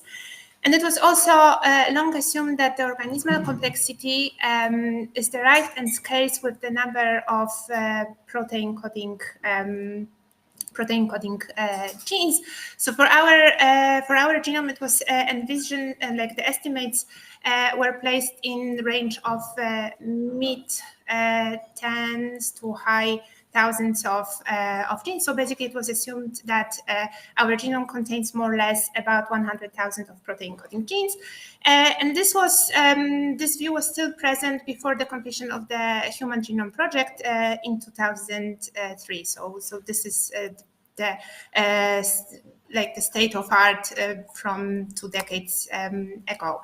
So the Human Genome Project actually revised this and reduced the number of protein coding genes to 20,000, and it was also revealed that those genes constitute about 1% of our genome. So the non-protein coding part was turned out actually to be able to produce RNA, various species of RNAs, and it was actually at the beginning, it was envisioned that this is like a totally junk RNA that turned out to be a source of various regulatory units and linear long non-coding RNAs. This is the major focus of my research. So long non-coding RNAs are mRNA-like molecules that are often capped, polyadenylated, and spliced. And the major difference is that the expression of the long non-coding, the final product of long non-coding RNA gene expression is RNA, not the protein like for mRNAs. And this is triggering many important consequences at different levels, also including the identification and functional characteristics of those genes. Remarkably, from fish to human, genomes of different organisms, they house more or less similar number of protein coding genes, which was actually prompting the notion that many aspects of organismal complexity arise from the non-coding elements of our genome. And indeed, the proportion of non-coding genome scales with the organismal complexity. And ironically, human genome is expected to contain 100,000 genes, but the non-coding ones. GenCode is an evidence-based, manually curated gene annotation for human and mouse genomes, and because it contains high-quality gene models that are also experimentally validated, it's often considered a gold standard of genome annotation, including also long non-coding RNA annotation. So the bare genomic sequence doesn't contain any information about the functional elements that are placed there. So what annotation does, it's adding meaning to it by accurately determining the location of exons, introns, junctions, transcription start sites, and so on. So to give you an example, I will show you the Umlilo long non-coding RNA transcript, which is the immunoprime long non-coding RNA that was detected in mouse monocytes. So the big question is how complete is the genome annotation, and unfortunately the answer is not that good, because if you look at this orange bar, you see that the exons of protein coding genes, they more or less constitute 1% of our genome, while the non-coding parts they more or less constitute 4% of our genome, which means that the remaining, the big gray bar, these are 95% of regions which call the intergenic space, meaning these are the regions located between the genes that are not fully characterized. And the closer look at the 4%, actually, it's even more disappointing, because 60% of those regions, they belong to the UTRs, while only 35%, these are the truly long non-coding RNA regions. So it means that our entire knowledge about long non-coding RNA is derived from 1% of our genome. So non-encoding RNAs, there are several features that make them difficult to characterize. So first of all, there are no sequence-specific motifs or functional elements that would help to detect novel non-encoding RNAs. They are also highly tissue-specific and lowly expressed, which means that they are undersampled in standard unbiased RNA-seq experiments. So to overcome this problem of low expression, GenCo developed a method called capture long-read sequencing method, which is actually a targeted version of sequencing. So instead of sequencing the entire transcriptome, it is focusing sequencing on specific regions. And to do so, it is using tight oligonucleotide probes that are complementary to exons of known non-encoding RNAs or regions where we suspect to find novel non-encoding RNAs. And then those probes are actually, this is a hybridization-based approach. So these probes are used then to boost the presence of non-encoding RNAs transcripts in the sequencing library. And then the long-read sequencing platforms are used to build the transcript models where at the beginning, we were using short reads to validate the splice junctions, but now, because the read accuracy is much higher, this is no longer needed. So basically, it could be compared to deep fishing of non-encoding RNAs when the probes are helping to fish out transcripts of interest. So this method actually addresses two main challenges, not only for non-encoding RNA annotation, but for annotation of other genes. So it can help to complete existing gene structures, but also it can extend the annotations in suspected regions. So we completed the first phase of the pilot phase of the CLS project in 2017, and the outcome was not that spectacular. So we were basically we were able to increase the number of annotated non-coding regions by only 0.5%. But the closer look actually showed us that there is an increase in non-encoding RNA sequences that we are detecting, but it means that the CLS method did a better job in completing existing gene structures rather than extending the annotation. So what is happening in the second phase is that GenCo switched on the explorative mode, where we designed much bigger capture design, and this is covering non-encoding RNAs from all the existing publicly available resources, and also regions where we suspect to find novel non-encoding RNA molecules like enhancers and also host genes for short non-encoding RNAs. And this experiment is covering human and mouse genome. So the worldwide annotation efforts over 2 decades, they result in availability of different non-encoding RNA catalogs, which have actually different features. So this is covering integrative annotations which combine literature searches and existing annotations, automatic annotations, which are mainly coming from, like they are built using transcriptome assembly approaches, validated annotations which use external data to complete the to complement the annotation and improve the quality of models, and also manually curated annotations where annotators use different evidence to build high-quality transcript and gene models. So one actually important drawback is that those annotations are very different. So we did a study where we compared those annotations, and they were compared using 3 metrics. So on the y-axis, there is a completeness, which stands for fraction of full-length transcript models.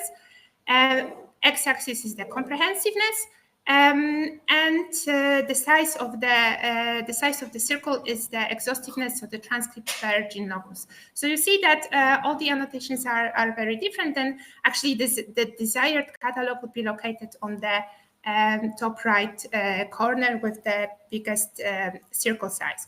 So because those annotations were created using different methods, the overlap between them is really poor. So one of the critical goals of the second phase of the CRS project is to target those models and improve their annotation and create the unified catalog. So actually unified all of them. So this task requires a special method which we called CapTrap-Sec.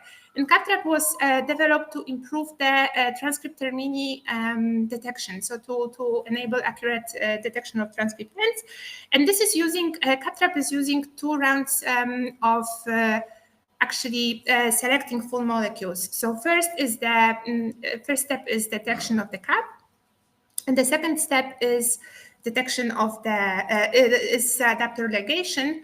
And this method was developed by Silvia Carbonell-Sala from CRG. So I think this would be the main point of your interest because we provide the benchmark of CapTrap, where we benchmark it against the most popular library sequencing, library preparation protocols, and also different sequencing platforms using human heart and brain samples. We also the new version contains also mouse, where we compared the brain sample. So for those of you who are not familiar with TeloPrime, TeloPrime is a full-length cDNA library preparation method, which in contrast to CapTrap does not detect the cap itself, but it's looking for a G at the beginning of the transcript. So actually it will assume that the transcript is complete, regardless if it's capped or not. So this is the only difference. So looking at the transcriptional complexity, so CapTrap, in contrast to other protocols, Smarter, TeloPrime, and Direct RNA actually resembles the quantification from using short reads. So this pink area stands for contribution of top 10 expressed genes. Yes. So then the other important thing is that CapTrap offers a uniform gene body coverage for encoded transcripts, and it allows to accurately detect both 5' transcription start site and transcription termination sites. And what we actually did, we compared the proportion of the ability of each method to detect full-length transcript models. By full-length transcript model, we consider a read which contains a poly-A tail and also is supported by the phantom cage tag, which is the gold standard for 5' end completeness. And you can see that actually CapTrap, which is the first method, outperforms other existing methods by detecting 56 to almost 73% of full-length transcript. This is for nanopore library preparation. So I didn't tell you that there are 4 types of reads. So gray ones are the incomplete ones, blue ones are 3' complete only, dark pink is full-length, and this light pink is of 5' complete only. So what is also quite important is that CapTrap detects full-length transcript models through the entire range of length, so there is no length bias. Although it's true that if you look at the median length, you will see that CapTrap promotes detection of slightly shorter transcript models, and this might be due to the complexity of this protocol. So here's an example of the PRCC locus, where you see that CapTrap, the blue one, actually detects correctly the 5' end and also 3' end, but it is outperforming other methods by detecting the transcription start site. So what we did also is to show that CapTrap is a platform agnostic method, because there are many many library preparation methods, but it's actually the big advantage comes from the fact that you could use it with different methods. And we combine it with PacBio SQL 1 and PacBio SQL 2 to observe the difference. You could see that PacBio platforms are actually outperforming the ONT. But in terms of, so PacBio SQL 1, I think it's slightly better in terms of the proportion of detected full-length models. But if you look at the absolute numbers due to throughput, PacBio SQL 2 is much better. And you can also see this when you look at the length distribution of transcript models. So one thing that was really, I would say, interesting and striking at the same time is that each platform detects slightly different transcript models, and this is based on the intron chain, so the connection between exons. So if we look at the ONT, like overlap between ONT and PacBio SQL 2, we see that there is a relatively high number of transcript models that are specific to each platform, while PacBio SQL 1, it's actually a subset of PacBio SQL 2. So it means that the comprehensive sampling of the transcriptome requires using different approaches. So another thing that is very important is the controls. So we are using external spiking controls, both ERC spikings that are reflecting the dynamic range of RNA molecules, and also SIRFs spiking variants, which help to assess the specificity and sensitivity of transcript model reconstruction. But one big drawback is that those spikings are not capped, so they would be lost in the experiment like CapTrap, which is focusing on the detection of cap. So within the same study, we developed a method that allows to cap them. So this is a two-step enzymatic reaction that mimics the natural cap structure formation. And what we did, we checked how, we investigated the efficiency of this method and also ability to really detect detect ERC control, like those spiking controls.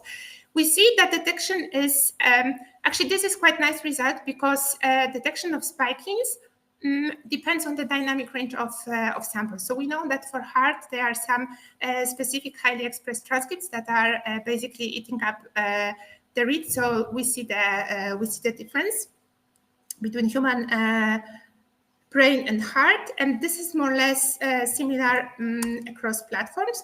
What was also interesting is we wanted to kind of set the detection range. So spiking SIRFs actually, are very good for this because we were looking at the SIRF length, which is on the y-axis, and also SIRF molarity, so the concentration. And each diamond is one SIRF. So there are three categories: absent, which is gray, end-to-end detection, meaning full-length detection, and partial detection. So if you compare performance of ONT and PacBio for brain, you will see that PacBio allows to, in combination with CapTrap, end-to-end detection of SIRF molecules. What is also important is that CapTrap's seq is quantitative. So we were comparing the initial concentration of ERC spikings and also the read counts, raw read counts, and we were able to observe the correlation. The correlation is slightly higher for ONT, which is related, I think, with the throughput and the fact that this is a compromise. This is the trade-off between the read accuracy and the number of produced reads. So coming back to the unified catalog, we were able to use the CapTrap seq method in the combination with CapTrap CLS to basically boost the presence of full-length long-non-coding RNAs and annotate them.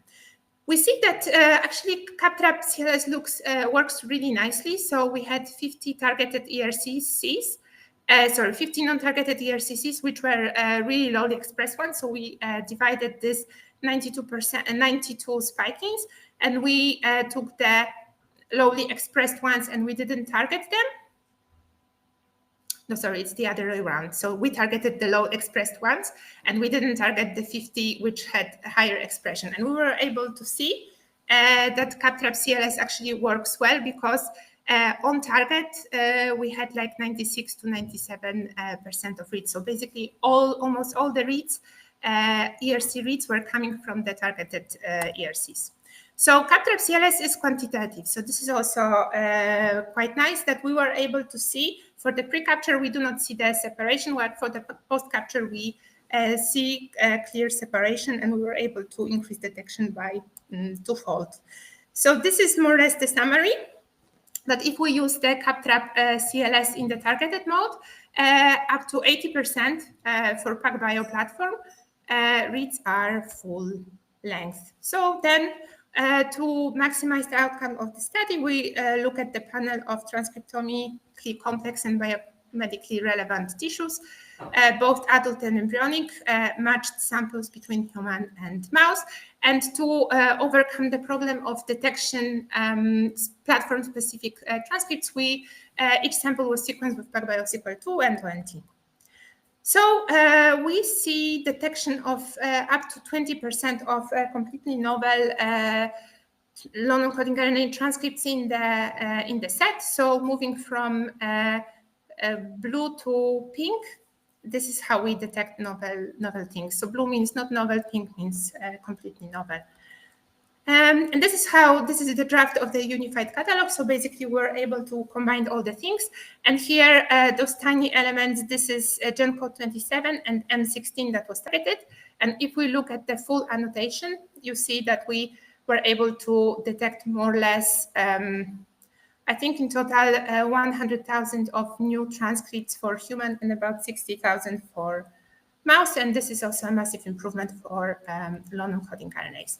So to summarize, I think despite all the efforts, human annotation, genome annotation remains largely incomplete. It's good that sequencing, especially long-read sequencing methods, are rapidly developing, although they are still, however, they are still struggling with transcript termini detection. So methods, more customized methods like CapTrap are needed, but it would be good to have methods enabling high fidelity, platform agnostic detection of long-encoding RNAs. In general, from my experience, I see that the improved throughput and read accuracy helps to detect enables accurate detection of rare transcript isoforms. And it's good to see that platforms start becoming quantitative. So with this, I would like to thank you. This is my lab. And these are the acknowledgement. Big thank you goes to CRG, Sylvia, Julien, Tamara, Roderick. I didn't put Gazal, sorry, Gazal Debkar. And yes, we are. I didn't tell you that we do the same experiments for zebrafish using this CapTrap strategy, and the samples are derived from IMCB in Warsaw. Thank you for your attention. Thank you. Dziękuję Basiu bardzo za zajmującą prezentację i jestem pod wrażeniem ilości pracy złożonej w pozyskanie tych wyników naprawdę i że udało Ci się to wszystko przedstawić z beneficjami. Zachęcam do zadawania pytań, bo być może tak się pojawiły w nawiązaniu do tych wyników. Czyli widzimy pytania z czatu. Póki co nic nie ma na czacie.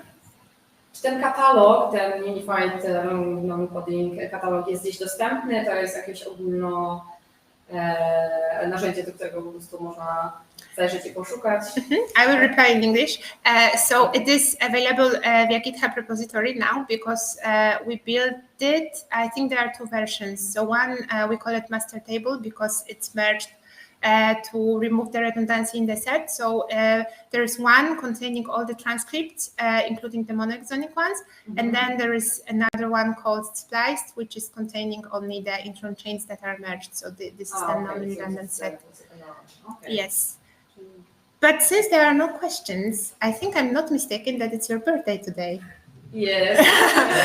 So it's a perfect way. I know that as a scientist, it's a perfect way to celebrate it by organizing a PacBio Day. So, like, all the best, and I will have. Thank you. I'm very well. I'm so happy. Thank you. Happy birthday.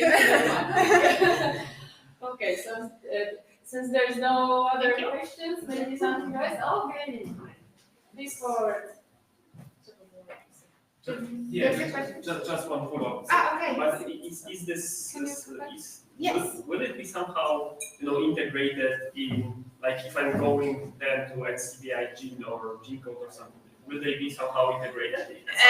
They are already being integrated because this was done some time ago, and the big problem for non-encoding RNA in general, annotation, gene annotation, especially if you are using the manually created labels, it's not really the identification of transcript, but merging them. Because if we do the computational merging, we are over merging transcripts, because you can have like, the good thing is that you get the improved detection of ends, but you are also having a lot of read-through transcripts. So it happens sometimes that because you have like really, really long transcripts, you are merging together several genes. For me, it's okay, but if you are working for like 20 years with your favorite gene and I will merge it to other 4, maybe it's not the best strategy. But you mean like merging like something like a gene through something? Yes, so imagine that you have 3 genes. One of them is protein coding, the other is non-coding, and the other is protein coding, and I will merge it into one. So this is not, computationally it's possible because we take into account the exon overlap. But there are some important decisions that have to be made for people who are working with specific genes. Yes, but it's interesting because sometimes you have like separate records for one gene, second, and there is a separate for gene through. This Yes. is coming from cancer field. This sometimes. It is, because it should be like this, but from our computational perspective, it will be considered as a one gene. So then I will merge them together. So this is the advantage of doing things manually, because you can keep them separate, but at the same time, it requires some time. So now there are specific strategies that allow you to do it. There is a pipeline called Tagene, and it's merging the output, and then the annotators are looking at the things. But because now we were smart enough to start before releasing the catalog. So since GenCode 30, this is the version that started including this data. So if you compare GenCode 27 that was targeted versus 44, I think now that is available, or maybe 45, you will see a massive improvement of non-encoding RNA transcripts, and they are there. So I think when the study would be released, they will also tag them saying the source is the CLS experiment. Okay, thank you so much. Thank you.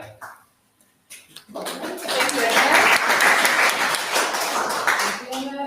Przejdziemy do ostatniej prezentacji naukowej, która będzie wspólnym wystąpieniem profesora Lizy Hanszu i doktora Pawła Wojciechowskiego. Dr Paweł Wojciechowski zacznie, opowiedzą nam o swoich analizach transkryptomicznych, między innymi w trybiach PacBio.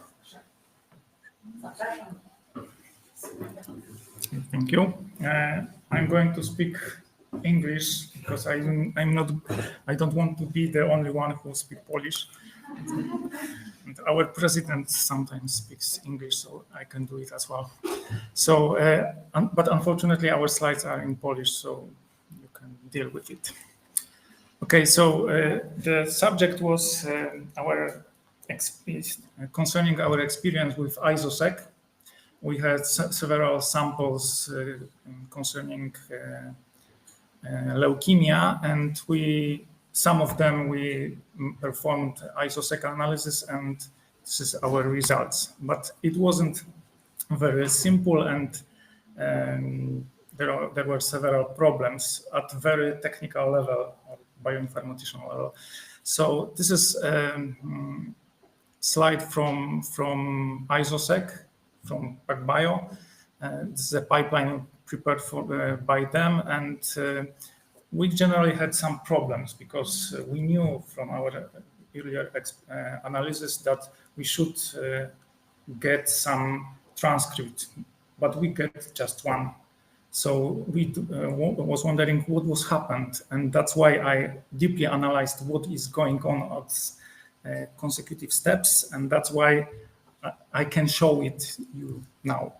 So generally, it is obviously at the beginning you should remove some adapters, some poly A, and so on. Then at some level of clustering, you trying to collapse several the same transcript to one transcript, and then obviously you are not omit this information, but you know the level of how many reads support this transcript.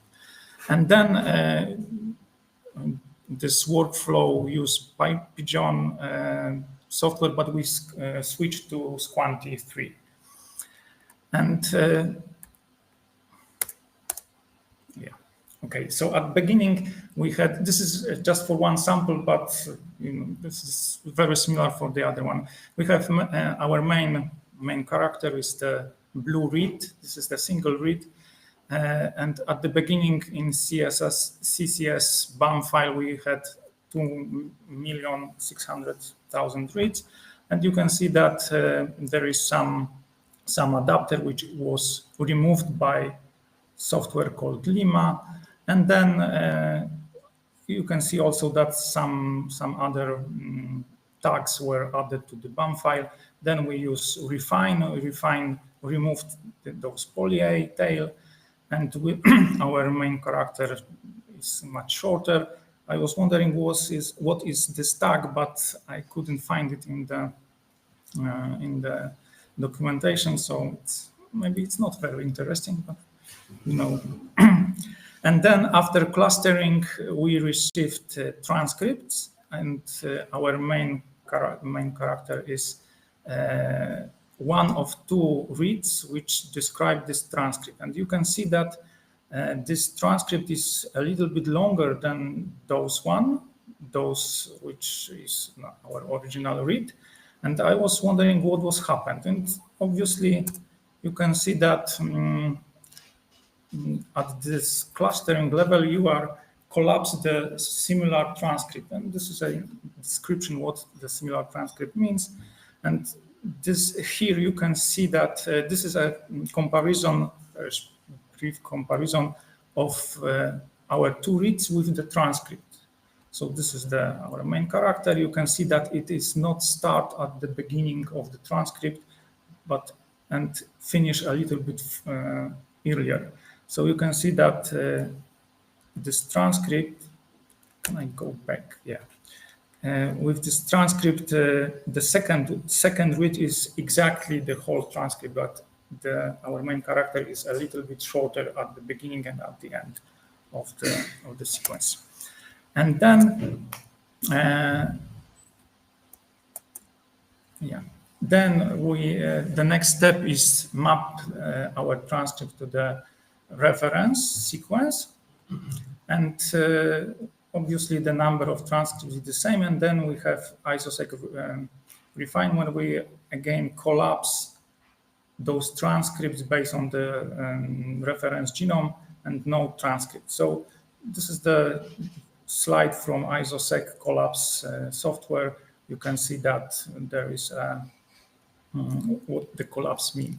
And one more information, I had no access to the software installed on the machine and just next to the SQL. So I had to install it on my own, and there was also some problems because, for example, Squanti, it's some packet of software, and one of them won't run correctly on AMD processors. So I have to install it to compile it from scratch. And then also we find what was going on, because we received only 46,000 transcripts, but we should receive over 100,000. So it was by this one switch which wasn't used in our analysis earlier. So just to pick, you should be careful. Okay, so then, as I said, we switched to Squanti, and Squanti consists of three main steps. First of all is quality control, then filter, and then rescue. So quality control tries to classify our identified transcript into some categories, main categories. You can see that there is a FSM, so it means that all junctions matches perfectly. Then incomplete matches, so it means that splits are generally in a good position, but there are missing some exons. And then we have also two novel isoforms.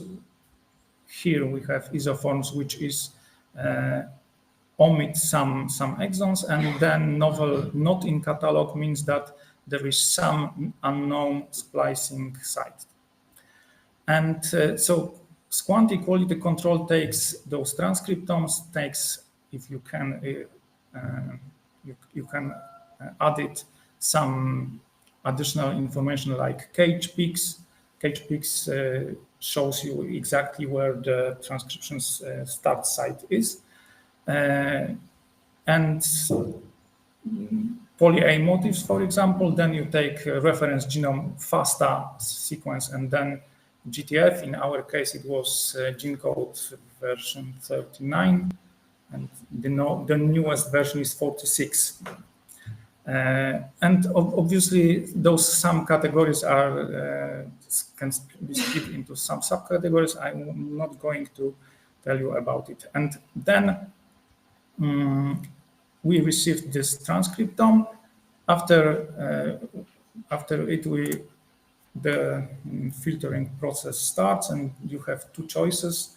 First of all is filtering on the basis on some rules, and second one is obviously the better, because it's based on artificial intelligence, exactly in the random forest classification model.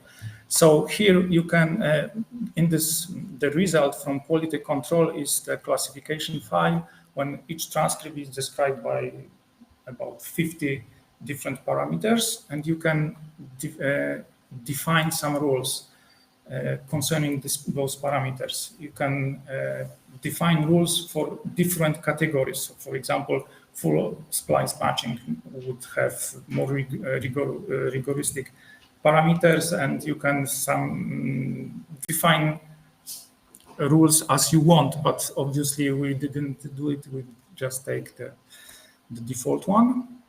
And for machine learning, you can prepare true positive and true negative sets because it's obligatory, but also we take the one prepared by the author of the method.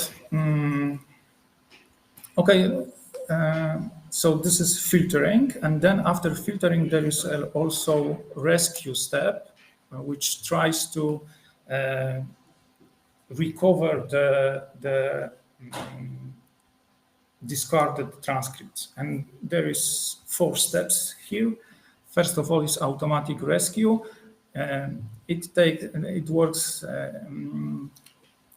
tries to split transcripts, and if you have situation like here, so you have several transcripts, full transcript or incomplete, which all of them was filtered out. So, and this transcript is in the reference genomes, and then it automatically is recovered. So it's assumed that if it is in the reference transcript, you should have at least one example of it. And then if you have some incomplete splice matching, you can, and it somehow fits to the known transcript, the reference transcript, it is also it is put into the rescue candidates as well as all novel artifacts. Artifacts, it means that it was filtered out by filter. And then those rescue candidates are mapped to the reference transcript, plus those transcript was not filtered out in our analysis. And then the most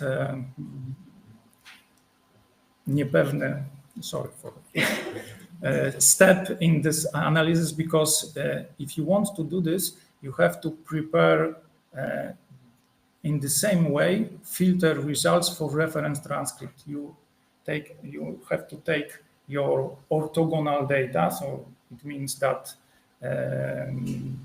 short reads, cache information, and so on. And you have to prepare, do the same step for reference transcript.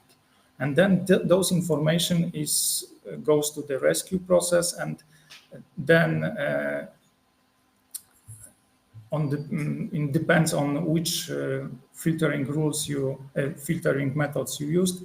You have you have to run different filtering on the reference transcripts, and then on this step you getting those rescue transcript.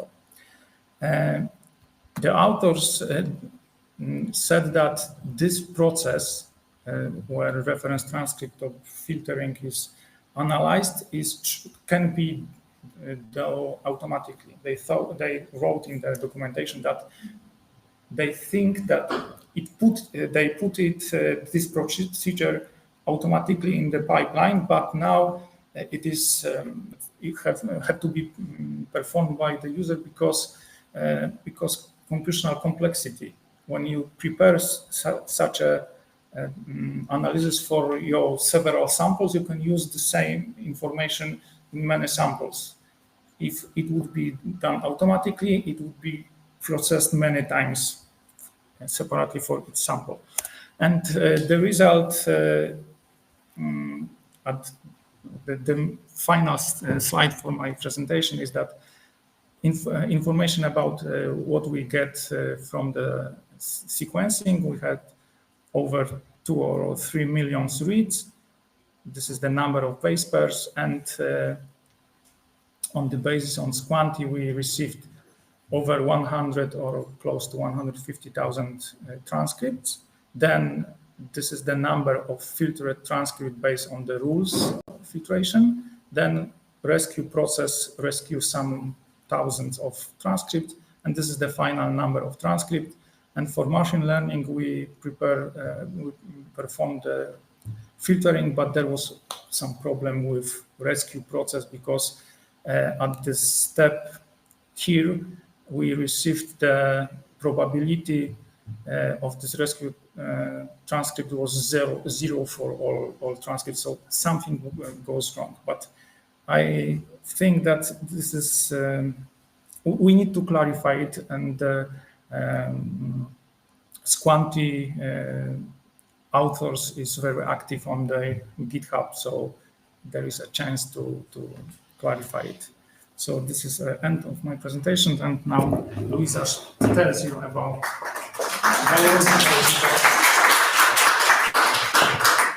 Okay, so let's switch more to biology. So I don't know if it was good order, but generally I would like to tell you a little bit introduction now. So why the subject is concerning nucleophosmin. And nucleophosmin is a protein which is multifunctional. So it takes part in such processes like replication, DNA repair, cell cycle, and biogenesis of ribosome particles, and also chromatin remodeling. So it's a kind of chaperone for histone proteins. And generally for such processes as embryogenesis or oncogenesis, it's really important because it also interacts with such proteins like P53 and ARF, and it takes part in the regulation of cancer suppression. And generally, in many tumors, this NPM1 gene, which encodes nucleophosmin, is overexpressed. Whereas in acute myeloid leukemia, which is hematological cancer, this gene is frequently mutated. It's at least 1/3 of patients which have this mutation. And when we consider only those patients which have, let's say, normal karyotype, it's more than half of the patients which have this kind of mutation. And it's really typical for this kind of disease. And the mutation is very interesting because it's insertion of 4 nucleotides. And because there are 4 nucleotides, there is a frame shift. And although this frame shift occurs, it's almost at the end of the protein coding sequence, it's dramatic. It has dramatic consequences because it changes the localization signal. And this gene is generally shuttles between nucleus, and also cytoplasm. And in this sequence coding gene, there are many there are at least few nuclear localization signals, one nucleolar localization signals, and also nuclear export signals. And this particular mutation completely disturbs the nucleolar localization signals. So there are 2 tryptophans which are necessary in this signal, and they disappear. So as a consequence, this protein is localized almost exclusively in the cytoplasm, so it cannot act it cannot play many of its functions because it cannot go to the nucleus. So it's one of the genes which are really connected, associated with cancer, and it blocks generally this mutation, and also overexpression blocks the process of myeloid cell differentiation. 5 years ago, we have published a paper where we showed different or alternative transcripts of NPM1 gene. We showed that they are not only upregulated in acute myeloid leukemia, but they also affect patient outcome. So the higher overexpression, the worse outcome. And in our patient group, this effect was even stronger than in the case of mutation, than the effect of mutation. And at that time, we were able to identify with our NGS sequencing, so just standard short read Illumina sequencing, we were able to identify 11 different transcripts. And at that time, Ensemble database had 12 transcripts of this gene, whereas NCBI had 7 transcripts. And 3 of these transcripts were very well characterized because we also had a ddPCR, droplet digital PCR method, which enabled us to distinguish between these 2 isoforms. So we were able to show the differences in the accumulation of these transcripts. And now, because we have now such an excellent technology and possibility to sequence long reads, we decided to check how can we identify and maybe improve our knowledge about the transcripts of NPM1 gene. And in fact, when I looked into the databases, the status of this gene changed. So NCBA has 1 more transcript, so now there are 8 transcripts, but Ensemble database has now 33 transcripts of these genes, and half of them are non-coding transcripts. It's sometimes difficult to assess which transcripts correspond to each other because usually the protein coding sequence is the same, but 5' ends and 3' ends slightly differ.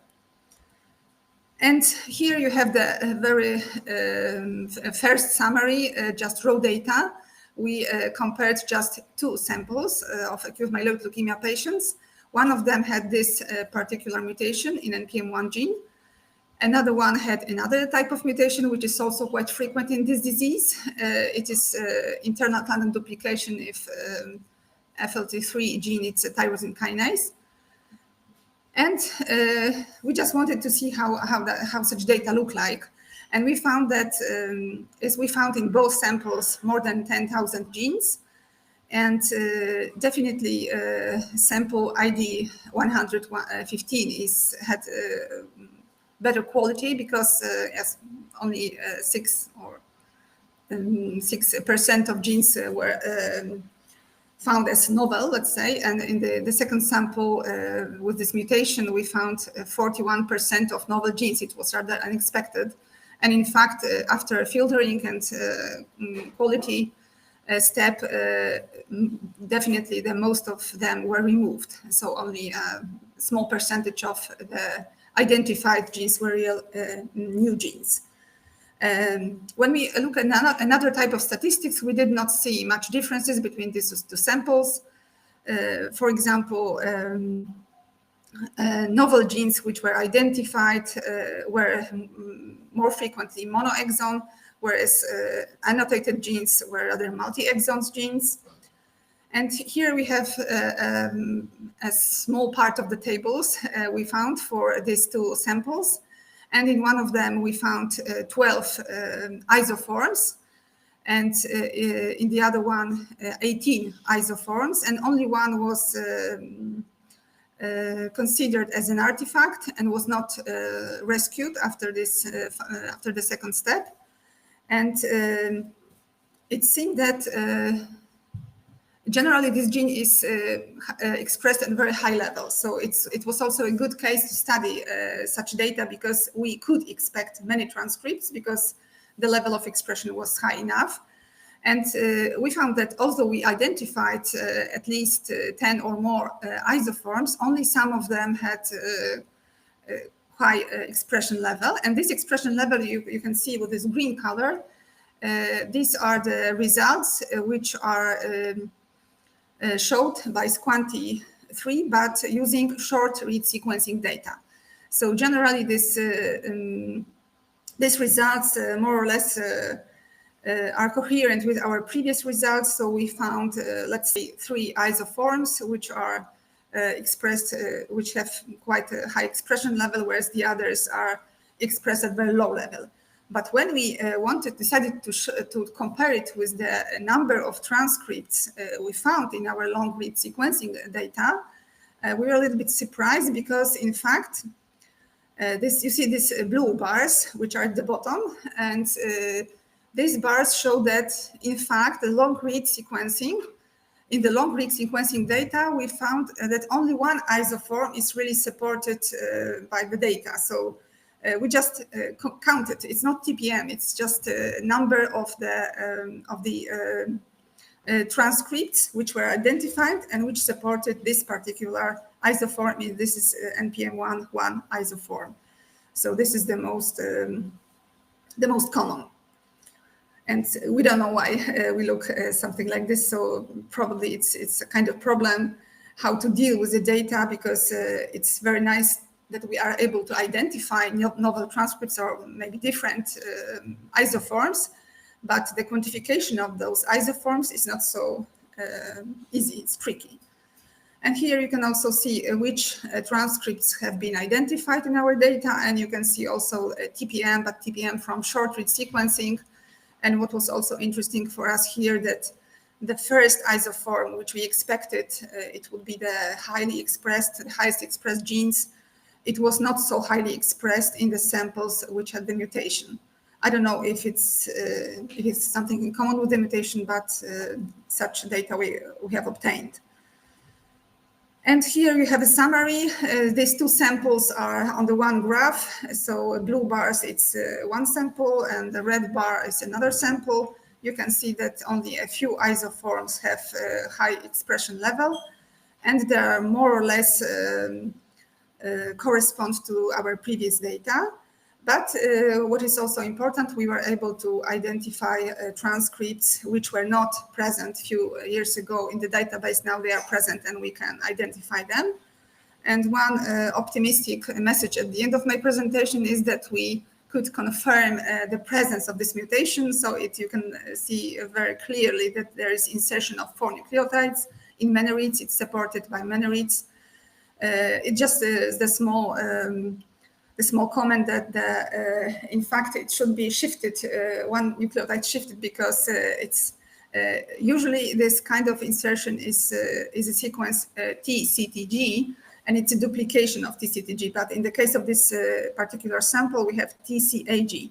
Nevertheless, it should be TCTG and then insertion. So it should be shifted one nucleotide. But you can see how the quality of the reads was quite good, and we don't see any other mutations, and all these insertions have exactly the same sequence. And at the end, I would like to thank the Laboratory of Genomics, which I'm head of, especially Małgosia Marcinkowska-Swojak, who performed the experiment and prepared the samples, and Magda Rakoczy, who also helped in this experiment. And I hope that we will in future study more samples, but it was just the first step. So our first experience with this technology. And thank you for attention. Thank you very much. Czy są jakieś pytania? Are there any questions for this part? Please don't. Bardzo proszę. Thank you very much for this interesting talk. I missed one thing because you were showing that isoform was confirmed, and I don't know if I understand it well, that one isoform was confirmed by short reads, but it was completely different when you take the long reads. At one slide you were showing, because this was just confirm what I always thought about transcriptomic databases made on short reads technology, but I don't know if I understand. It's generally a problem because the green ones they are with short read sequencing and the blue is long read sequencing. And generally, I expected that I would be able to quantify in a better way using long read sequencing because I will see the whole transcripts and probably it's like here. But generally, when you read about literature, it's not recommended to use this data for quantification. Yeah, so that's why I also asked this question. Okay. So it's recommended in the software and the pipeline to use short read data together with long read data to support quantification.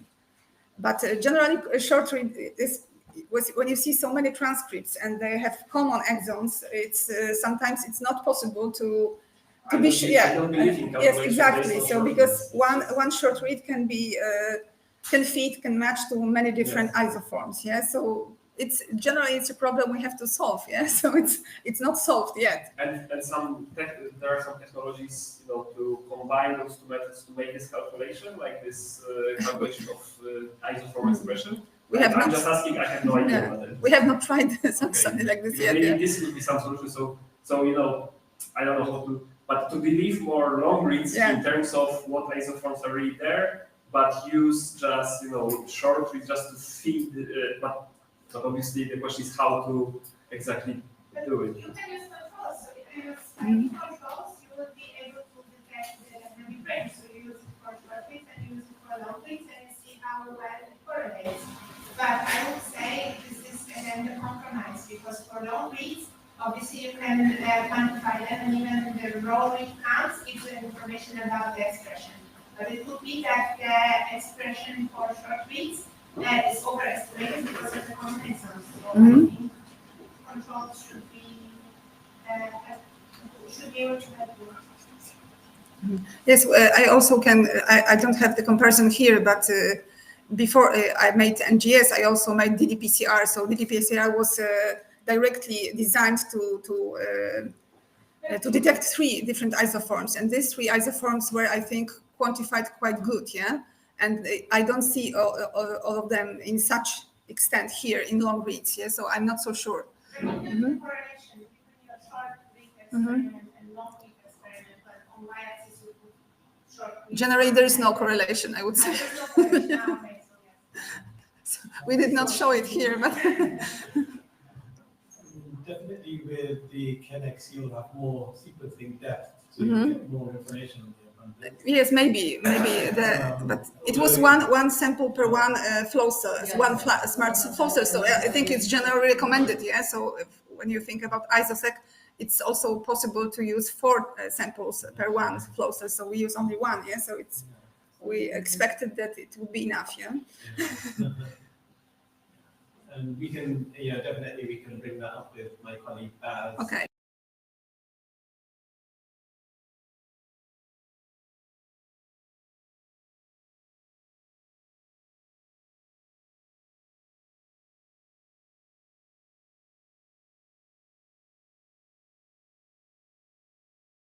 But doing bulk from this sample or still doing single cell? Bulk. There are no single cell here. Okej. Czy jeszcze jakieś pytania są? Czy coś tam na czas się pojawiło? No, to jest previous one. Czy ktoś ma jakieś pytania może na czacie?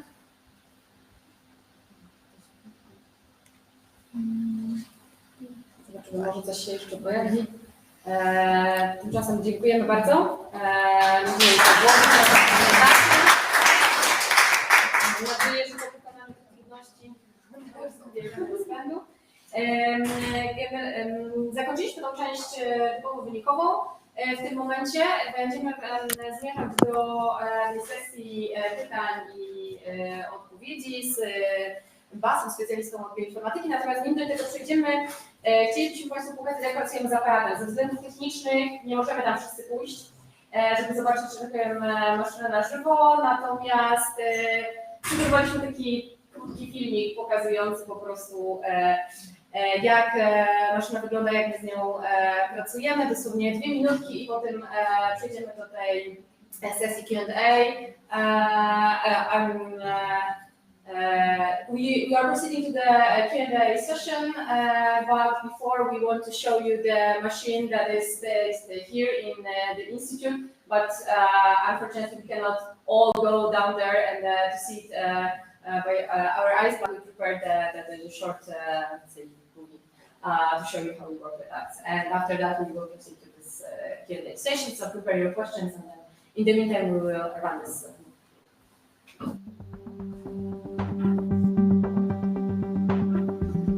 Ta maszyna to sequel 2E marki PacBio, który w 2022 Instytut zakupił i od tego czasu służy naszym analizom.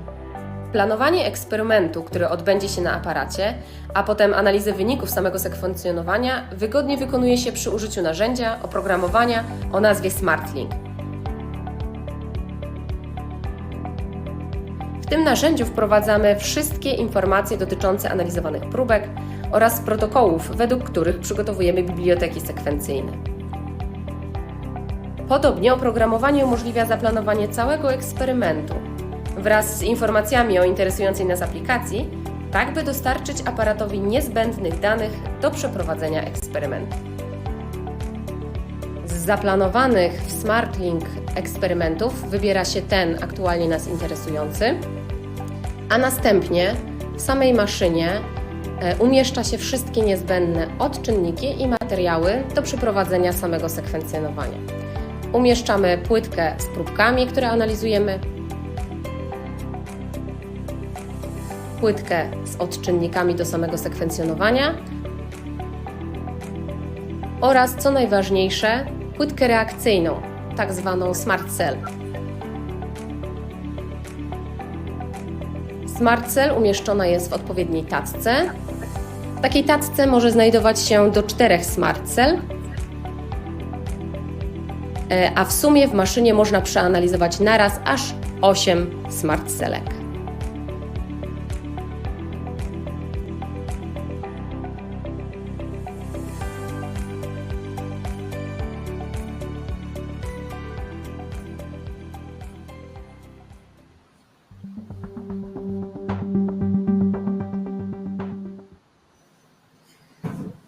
Także tak wygląda nasz aparat, nasza maszyna.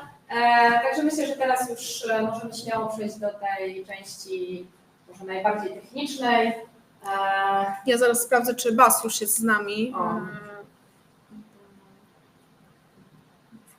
Także kto by chciał zadać pytanie, proszę tu podejść trochę bliżej, żeby faktycznie było słychać. Bas mówi po angielsku, więc musimy zdecydowanie przerzucić na angielski. Powinien być. Bas, do you hear us?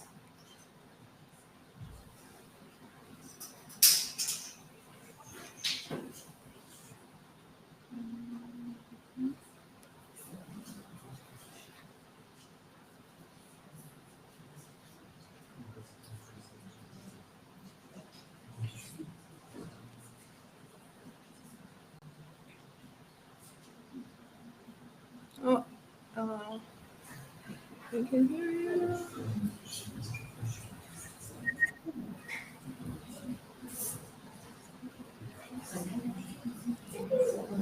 But we couldn't hear you.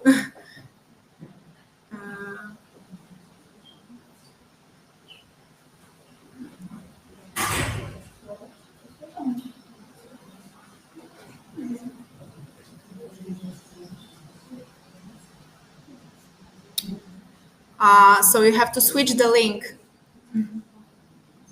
You have to use the link which we send you as a second one. You will have a presenter access and you can talk with us.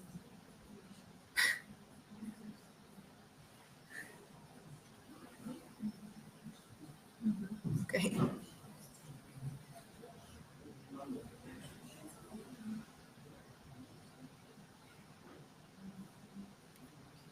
Oh, okay. All right.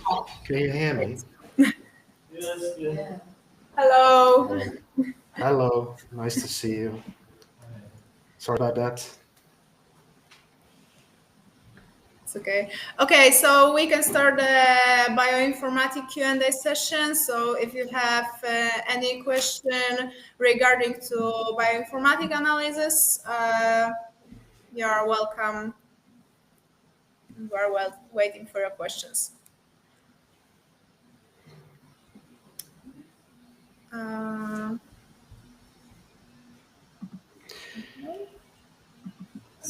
During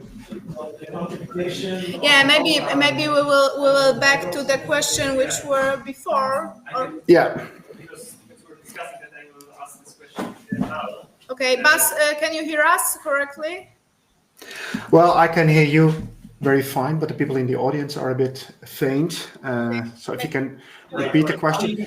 I have one open question from the SAT session. So can the repeat expansion panel be used on mouse samples, or is it specific to humans? I can mention that the repeat expansion to the pure target application has been only tested and validated on human samples and using human targets. So we know it works there. And we have no idea whether it will work on mouse samples. Also, the analysis associated with it, so genotyping, the expansions, is purely based on the human genome. So again, we don't know how that would work out on the mouse genome. So for now, I would say it only works on humans, and mouse is not supported at this point in time. Yeah. There was another question in SAT session. Is there a software platform available that would assist in designing panels for long-read sequencing? And SAT already mentioned it. We collaborate with Twist for our capture panel designs, and they are the experts here. So if you have a custom panel that you want to design, you would have to discuss with Twist what that would look like. We don't have the expertise.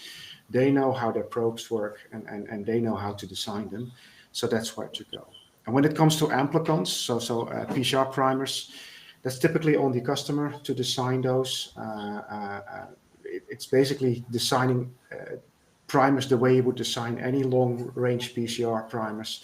So there are software tools out there to do that, but we do not provide a specific platform for that. And there were a couple of questions from the audience that I didn't get, but if somebody can repeat those, that would be great. I see still some people typing in the chat, so that's not finished yet. So. Yeah, if I can just repeat one question that maybe you can address. No, this is the question that I was asking already before at some other meetings, conferences, but I didn't get like definitive answer. So what are your thoughts on extending your epigenetics, discovery, let's say, on your technology to hydroxymethylation? Do you have any plans to, just apart from classical, let's say, DNA methylation, to extend it to hydroxymethylation? Because I would understand that this is feasible. I'm just not sure, what is the signal, let's say, strength of this epigenetic marker. Yeah, thank you. That's a very good question. So currently, indeed, we have trained a convolutional neural network on 5 CpG methylated 5-MC. And the way we did it is we first amplify the whole genome so that you get only hi-fi reads without any DNA modification. And then a part of that material, we used a metal transferase that specifically methylated the CpGs on both strands. Yeah? So you have a positive and a negative control, and that's how you train basically the model. Yeah. That works fine. Expanding that is very much depending on molecular techniques to get a same sort of system where you have the different repeats available. And at this point in time, we have not made any efforts to expand that to 5-hydroxy or whatever methylation. That may happen in the future, but certainly not in the short-term future. That's probably more a long-term future at this point in time. So there are no immediate plans, I'm afraid, for expanding our epigenetic marks. Yeah. Okay, thank you so much. Yeah. Okay, so we have a question on the chat. If I wanted to design a personalized antisense oligonucleotide, say RNA or an ISO gapmer to silence a transcript in a patient, would you sequence the entire genome, WGS, to bioinformatically check for off-target effect, or would you sequence the transcriptome instead? Yeah, that's a great question. It's not a type of assay that many of our users typically do. I would think it's better to sequence the transcriptome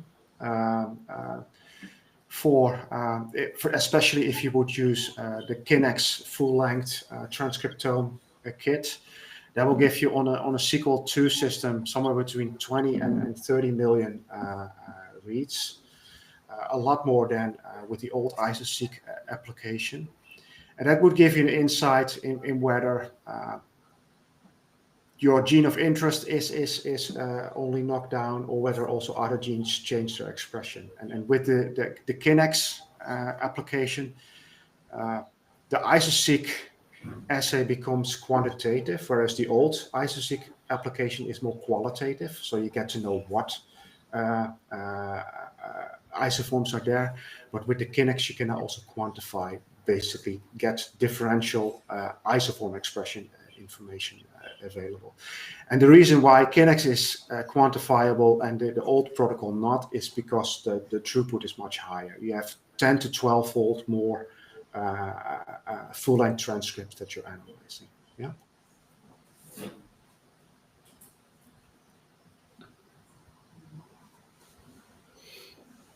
Okay, any other questions from the audience? Because I don't see anything on the chat.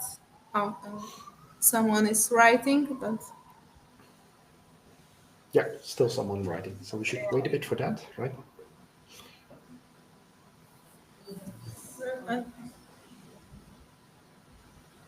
Now we have a question from the audience, so...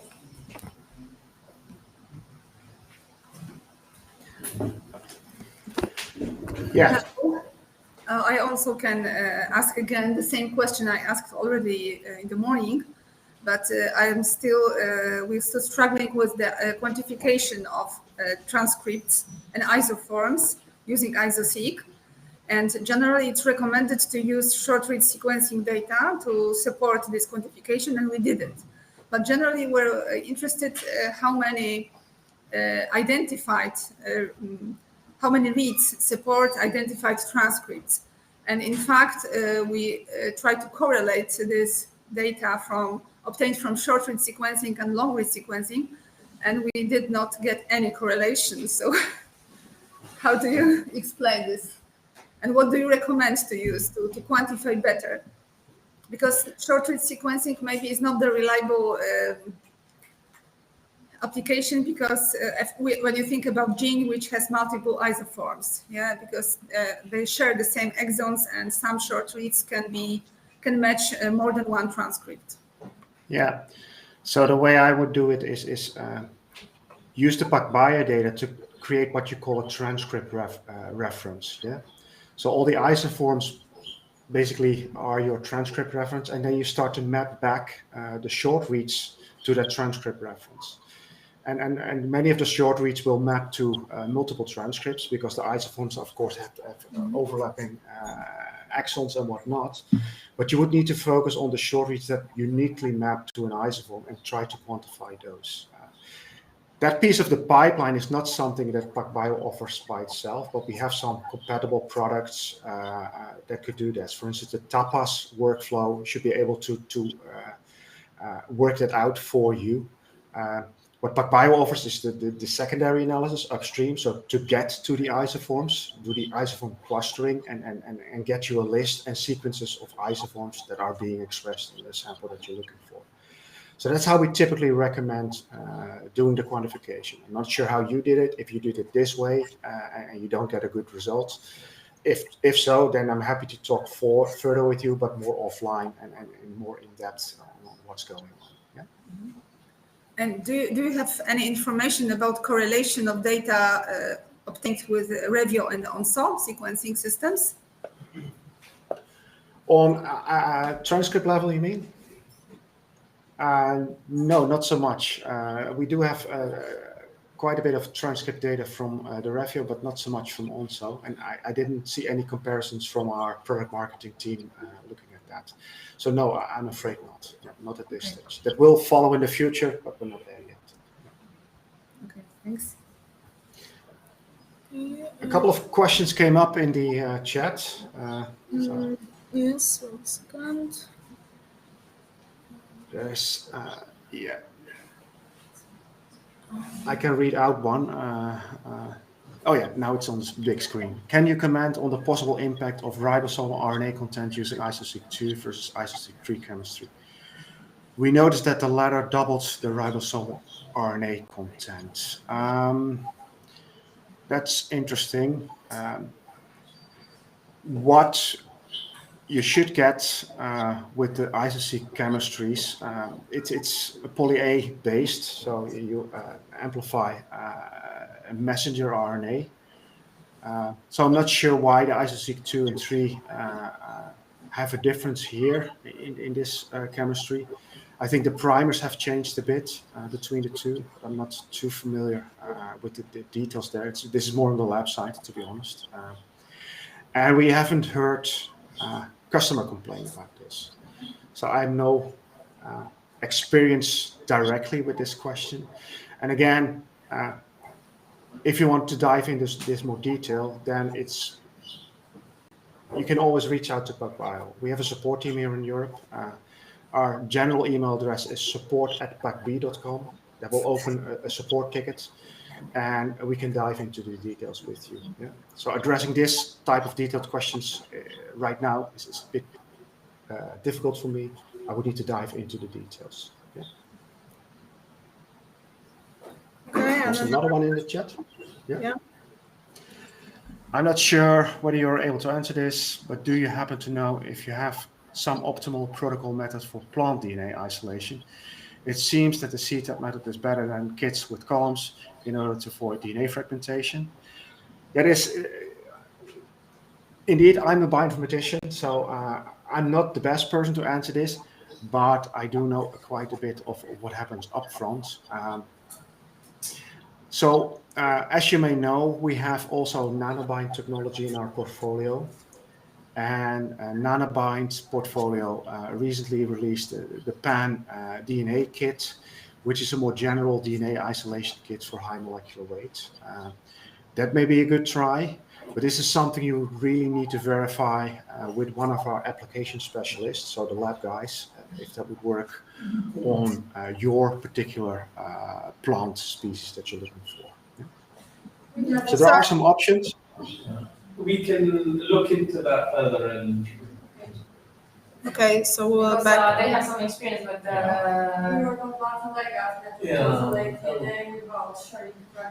Because at the beginning also it was a problem before we ran it on our SQL. But then at some point you managed to end up about very little about the collagen columns. It depends of amount of DNA you got. Yeah, you can choose the smaller or bigger columns, maximum 500.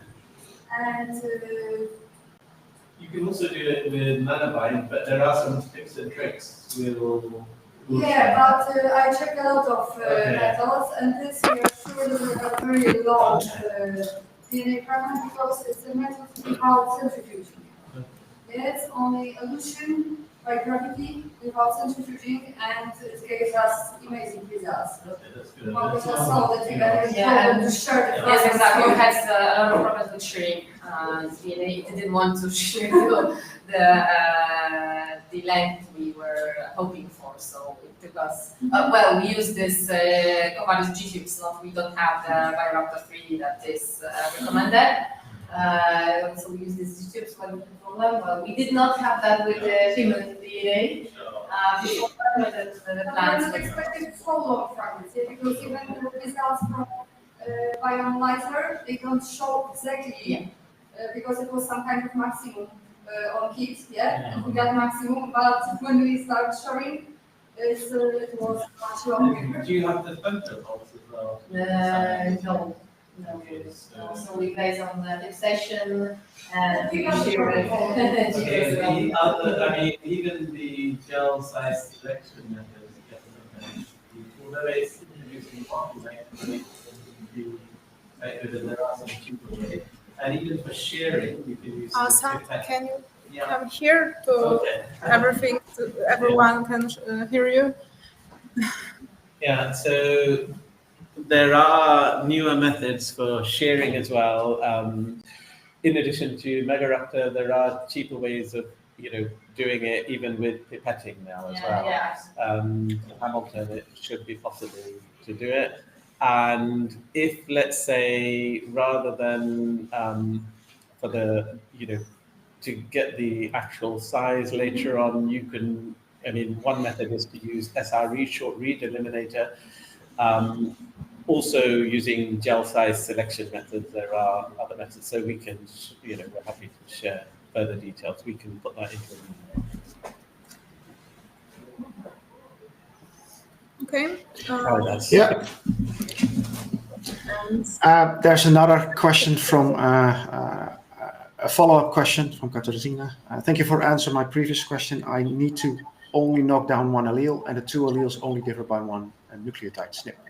Would kinetics be able to discriminate between the two transcripts if only differed by one SNP? Would it tell me if I achieved allele selectivity in this case? Yes, kinetics would be able to discriminate between the two transcripts. It's still hi-fi data, so you will still have the accuracy to call SNPs. You do have to keep in mind with the analysis pipeline, the standard analysis pipeline would cluster reads into isoforms. And the clustering is not sensitive enough to detect SNPs. It's more on the level of exons being skipped or newly introduced, so larger events. But the analysis pipeline also creates what we call full-length non-concatenable reads. So those are full-length transcripts without any artifacts. And those would still be able to tell you whether there is a SNP in a transcript or not. So you would have to map those back to the reference, and then, for instance, use a viewer for your gene of interest to see if there is selectivity in allele expression or not. So it's definitely possible. Baz, also, if I'm correct, one of our early adopters had a publication in Press where they had very little difference between the different isoforms and they were detecting it quite well. I can't remember this publication offhand, but we can dig that up. So.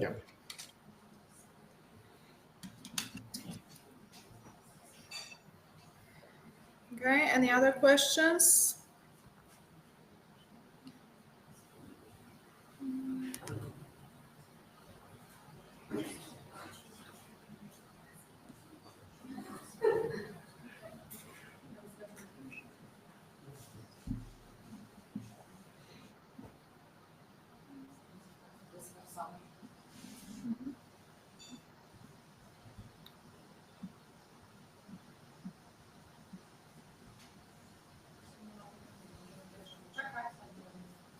Tak, jeszcze sekundkę możemy poczekać, może komuś coś jeszcze przyjdzie do głowy. So at the beginning, someone asked about the materials, right? The slides from the presentation. Yeah. So I guess that all the registered users might come for some email, maybe with those slides and any additional information you mentioned. That's right. I'm happy to share the PDF version with you all, and then you can. So for those who missed something, and of course you can contact with us directly. We will happy to share all the materials, all the publication and so on. So you can write email to our TK Biotech address. Yeah. You can come and see the Lego mock-up of the machines, PacBio machines that already at their disposal. I guess they are not in the same scale. Because this one is as high as me, and this is, well, they are comparable in reality. That might be See good inside. if you share your email with the audience. Yeah.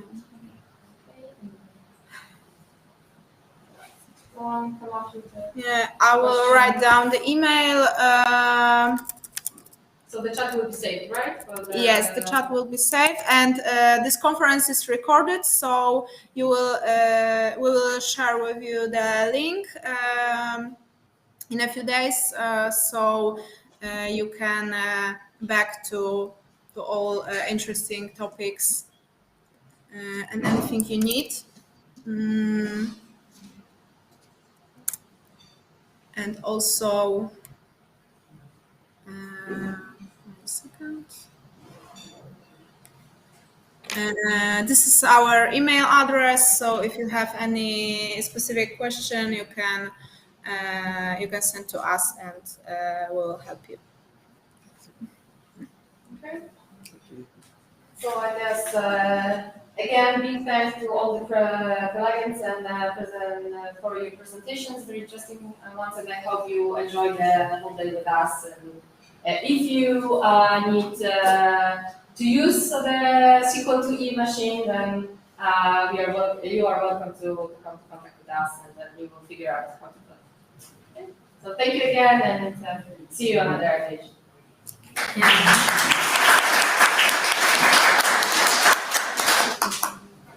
And thank you very much for your participation. Oh, I see.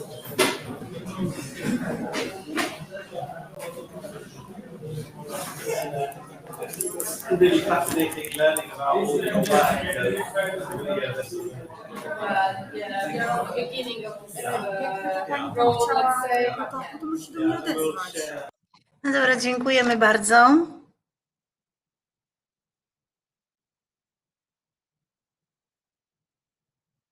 Okay.